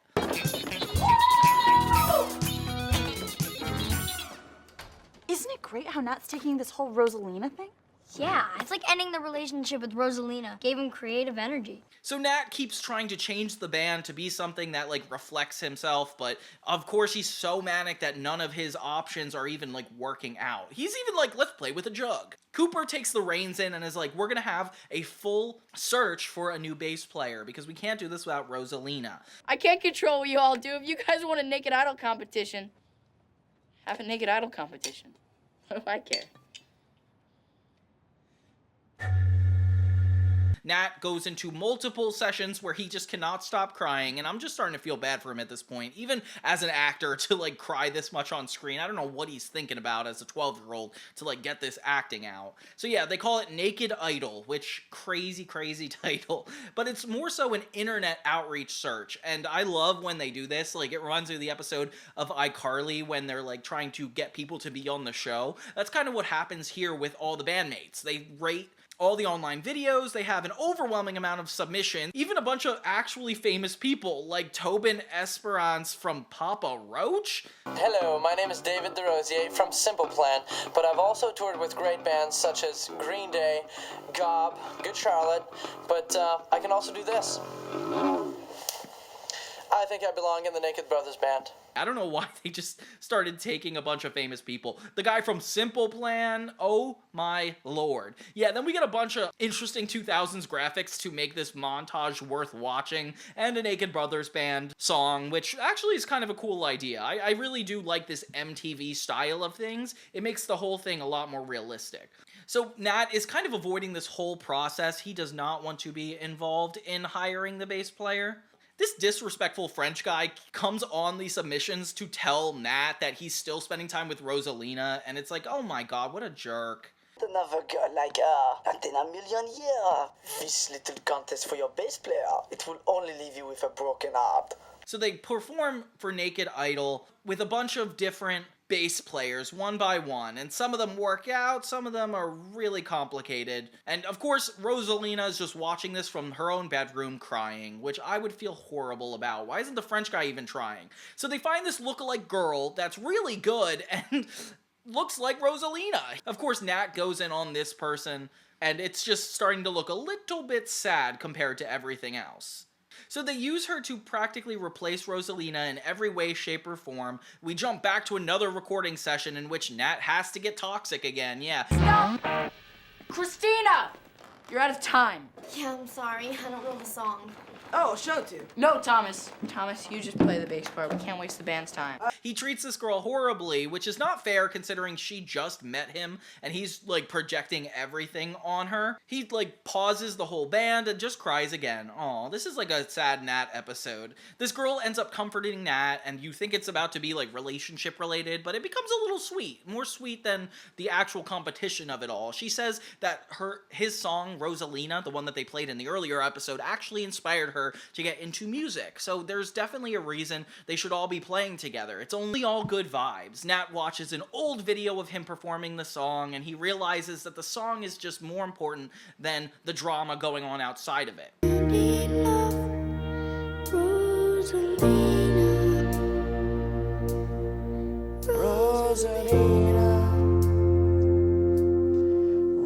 Alex throws a whole party based on himself for this event, and it's like him putting out like a new fragrance, of course, and it's like the celebration of Alexpo is just ridiculous. I definitely remember this part growing up. Like, why in the world is he like so conceited that he has like the father in the box and the dog in the box? Like, whatever. Nat finally comes clean to the bandmates and explains that he's been going through a lot, and really communication is the solution to this episode. Like, once he learns to talk to his friends and says he wants to be sad with them instead of, you know, just off in his own manic world, then we start to get a clear, like, through line. Like, it's clear that he's actually growing as a person, and they finally perform with this new girl having a great performance. Later, the French guy tries to comfort Rosalina, and yeah, it just goes horribly. He's just like, you're so much better than the band, even though, like, they're barely friends. Like, I don't know why this is, like, a threat to Nat and her. I'm not gonna believe this. She wants to be back in the band.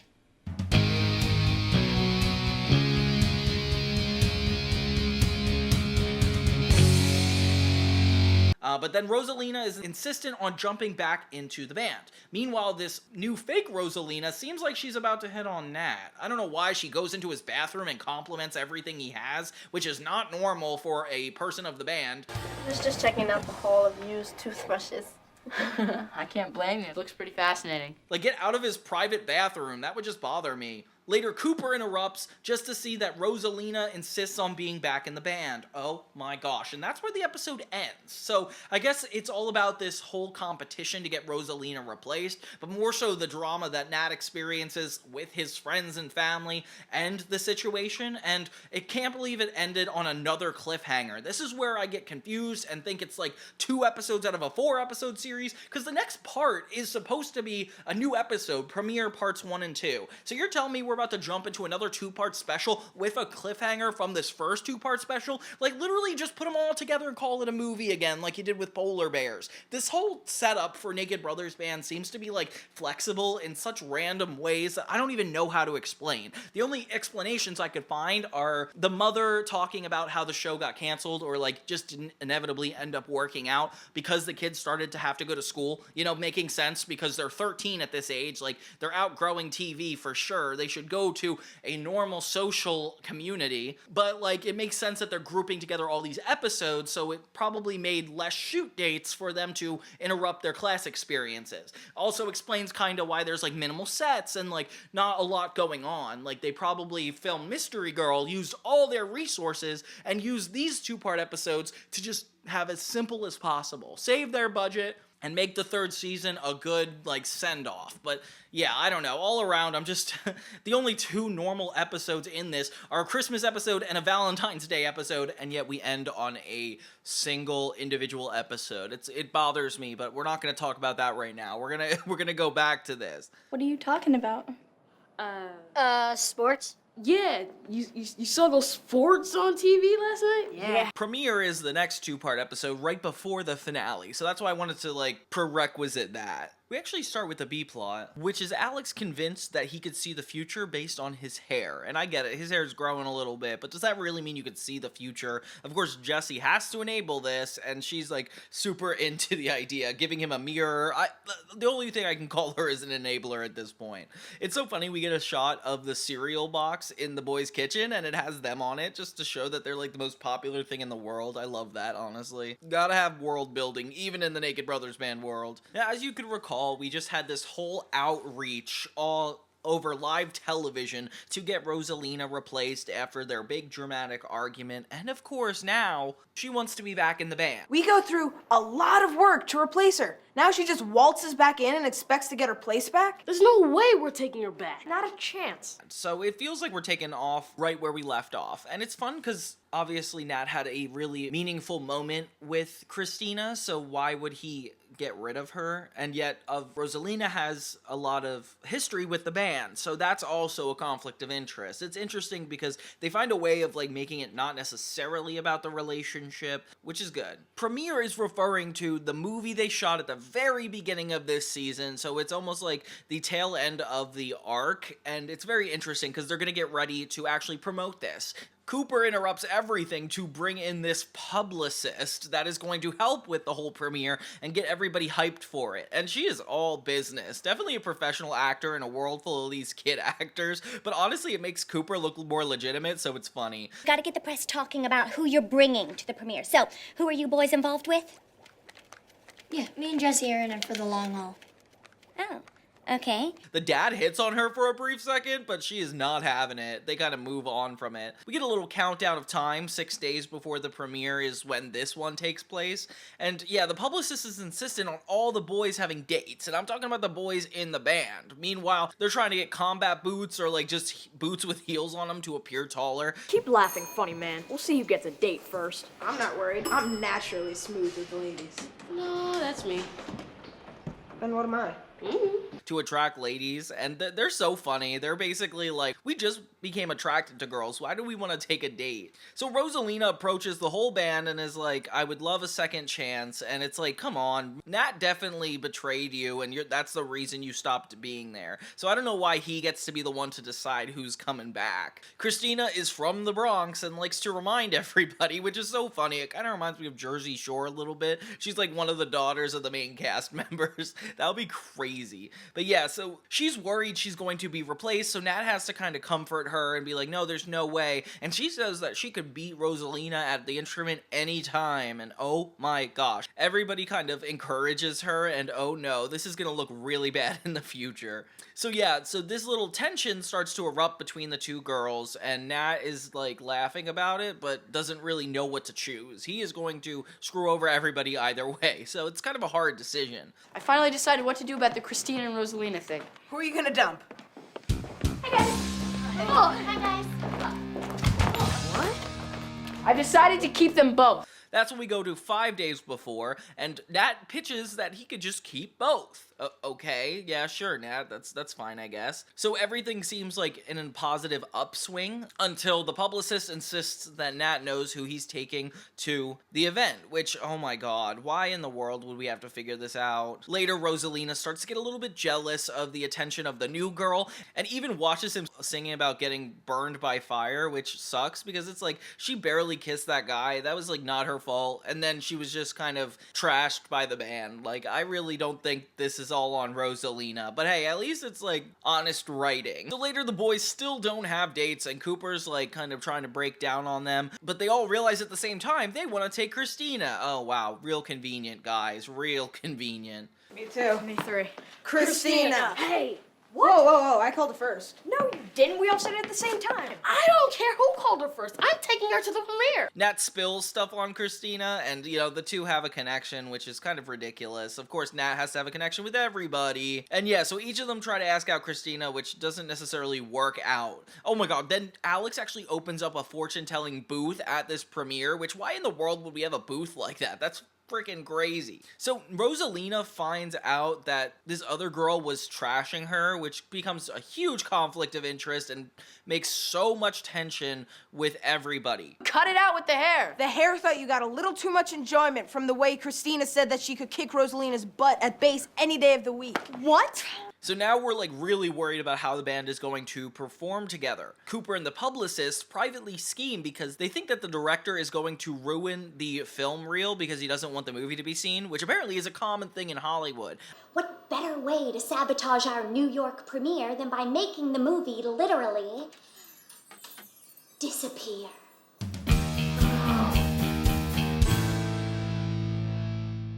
I recently saw an episode about this in The Studio starring Seth Rogen on Apple TV. Yeah, kind of random, but this is apparently a commonplace. So the publicist insists that they hide this so that way nothing bad could happen, and spoiler alert, it does. We jump into the second part of the episode with Alex, and he's still doing this whole fortune teller thing. Luckily, he's doing it right where they hid the original film reel, which is kind of confusing to me, so the publicist is very insistent that they get the fortune teller thing moved, which I don't even know why we have it in the first place. Meanwhile, the three boys in the band are competing with each other to get with Christina, and of course it has to be such a nonsensical, boring plot for them. Like, I feel bad for these guys. Every girl across America sees that Nat does not have a date, so they start to show up in random places and harass him and, like, all mosh pit outside the studio. So, you know what? If I were Nat, I'd be worried. This is where it gets really stressful for everybody. Christoph arranged it so all these girls that I've never met think that I'm taking them to the premiere. Yeah, so we can ruin the buzz. Great.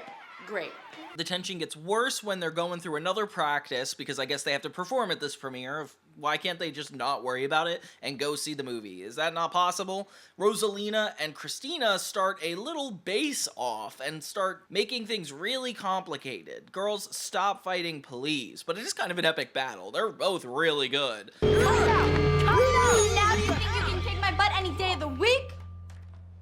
Why aren't you laughing, Nat? You seem to get so much enjoyment hearing her say it. As everybody starts to crowd the Naked Brothers band, the director comes in disguise as an ice cream man. Okay, that's kind of sketchy and a little creepy when you think about it. So everybody kind of has trouble getting into the building, but he doesn't. He sneaks in and tries to get the film reel. He does inevitably find it too, which is crazy. Right when he's about to get away, he drops it only to find out it was a fake because, you know, Cooper and the publicist were way ahead of the situation, which I was very confused about. How do you predict something that seriously?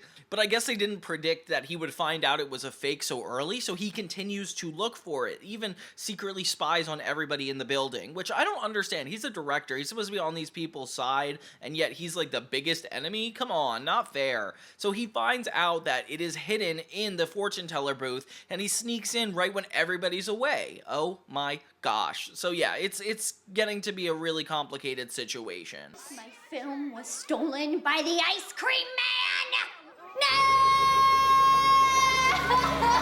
No! We're finally on the day of the premiere in the last quarter of this whole 4-part episode, and things are only heating up. They find out that this was the ice cream man, and he has stolen the tape. So everybody's freaking out. They don't have the movie, and everything might have to be canceled. So yeah, it's too much. Nat ends up telling everybody that was like hoarded outside the building to help look for this ice cream man across New York City. And yeah, I'm sure you'll have no problem finding him pretty quickly. It's a good excuse for another 3-minute montage.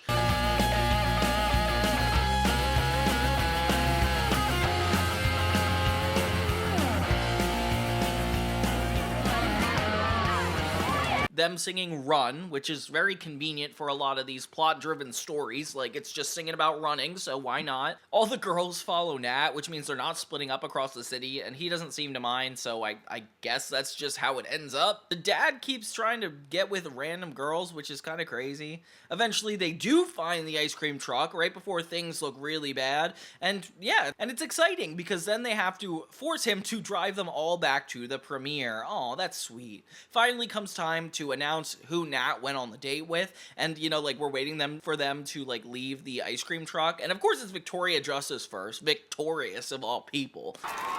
Thanks for coming, Victoria. Yeah, well, I'm glad you're finally available.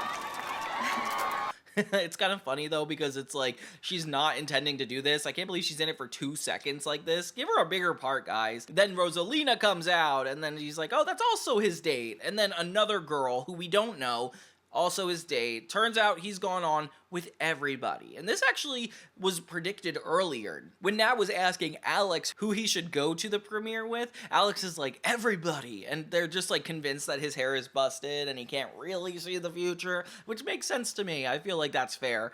What about, Victoria Justice? You're going with her too. Oh no, I'm going with her too. And I suppose I'm going with all the girls outside I've never met before. Yeah, it turns out this fortune is extremely correct because he genuinely goes with everybody. Every girl there wants to be his date, and it's like, oh my gosh, come on guys, is this necessary? We barely get a glimpse into the movie scenes. I really am upset because I wanted to see how this movie panned out, and you know, like, I don't know, to me it's not fair that you're not letting me see this whole movie, especially with Miranda Cosgrove being a part of it. So yeah, they perform at the premiere, which I don't think is super normal for movie premieres. They just need an excuse to play. And everything is suddenly going swimmingly with the girls. Oh, thank God. Yeah, so with the celebration at the very end, I guess we forget about all the negative energy that Nat put toward this band. And I guess everybody else's energy. This all around was a very toxic situation. It's not to say that this wouldn't happen to middle schoolers. It is kind of funny the way it pans out, especially with the director plotline. Like, I did not see that coming. I didn't even know it was him for like the longest time, but you know, it makes sense in retrospect. So yeah, that was the last 2-part episode of the Naked Brothers Band. I thought the series would end here because this is kind of like a really cool ending, but I guess we're gonna have one more episode. The next one is called No School's Fool's Day. Okay. Did Michelangelo's babysitter get in the way of them painting the Sistine check bell? See what I mean? Conceited! I was just being honest. Okay, the series finale is not something to ride home about. It's called No School's Fool's Day, which is kind of like an April Fool's Day, but like, since it's not April, they had to rename it. So all the kids pick out of a hat, and they get somebody in the group that they have to prank, and the one who pranks the best ends up with a trophy, and it's actually really cool. Unfortunately, Nat gets Rosalina, and that's going to be a huge conflict of interest, as you can imagine.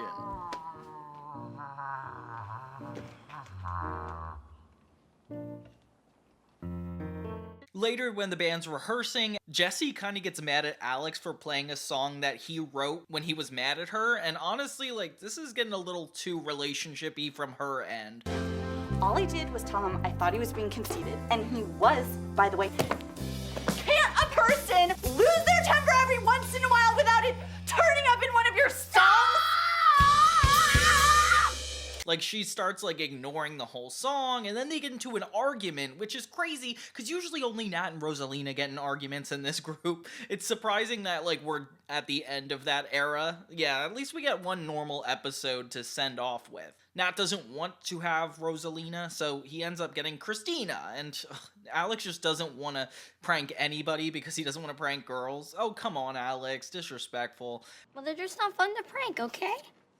Whenever you prank them, they're all like, Oh, I guessed it, or you didn't scare me. But yeah, everybody's getting ready as if this is like some kind of holiday. Next thing you know, it becomes prank after prank. We start with Rosalina intending to take her driver's test, and it's like the driving instructor is really bad at what he's doing and like taking off points for no reason. It starts to feel really sketchy when there's just 2 chairs in the middle of the street. Like, that's so wacky to me. Step on it. Left, go to the left, go to the left. Oh, no, let's go straight. Oh, no, stop, break.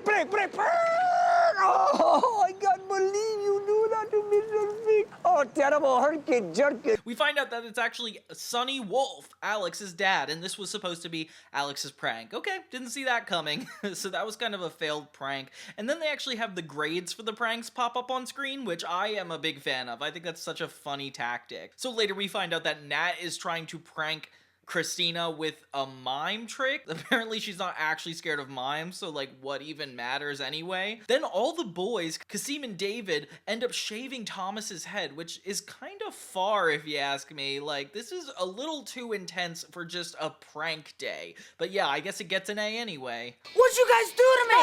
Not us! Them! Who's them? It was his idea. What? You shaved my head! Happy no school's day? Nat gets a D- on his prank because it was really not that good. And then we find out that the video of Alex bragging ended up going on the internet, which I don't know who was taking the video or what's going on. He's super offended, and him and Jesse get into another argument, of course. But yeah, now he doesn't trust somebody in the band because somebody had to have done it. So all these famous musicians start posting online about Alex and like how he's bragging too much. And yeah, it's kind of disrespectful. But Questlove makes an appearance? Take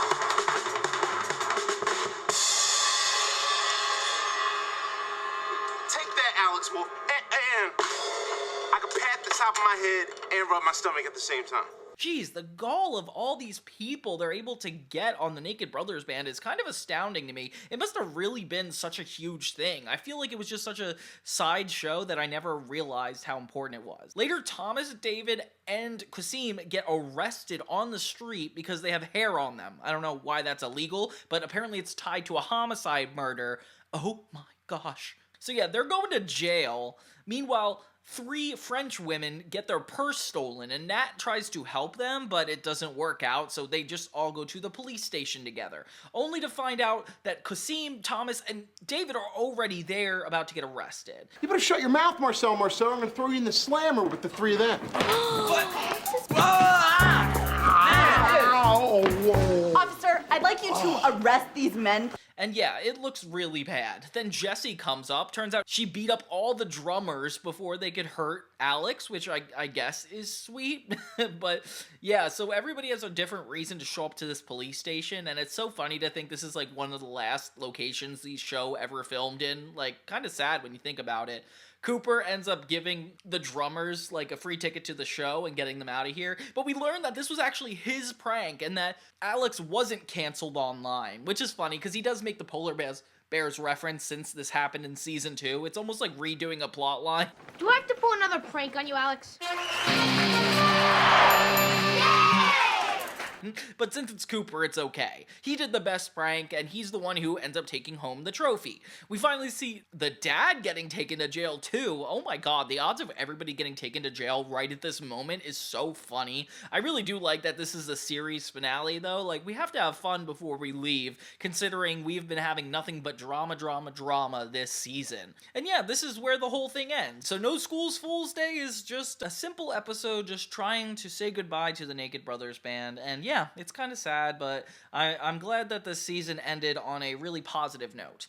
So yeah, that's the entire series. I mean, I don't know what you guys think, but I thought that was kind of a waste of time. It just feels like the entire 3rd season is the same couple plot lines back to back. Like, this could have been done in 5 episodes, but we have enough jokes and like quirky things going on that I'm willing to forgive, and that makes me the bigger person. Thank you guys so much for watching yet another Naked Brothers retrospective, and I will see you guys next time.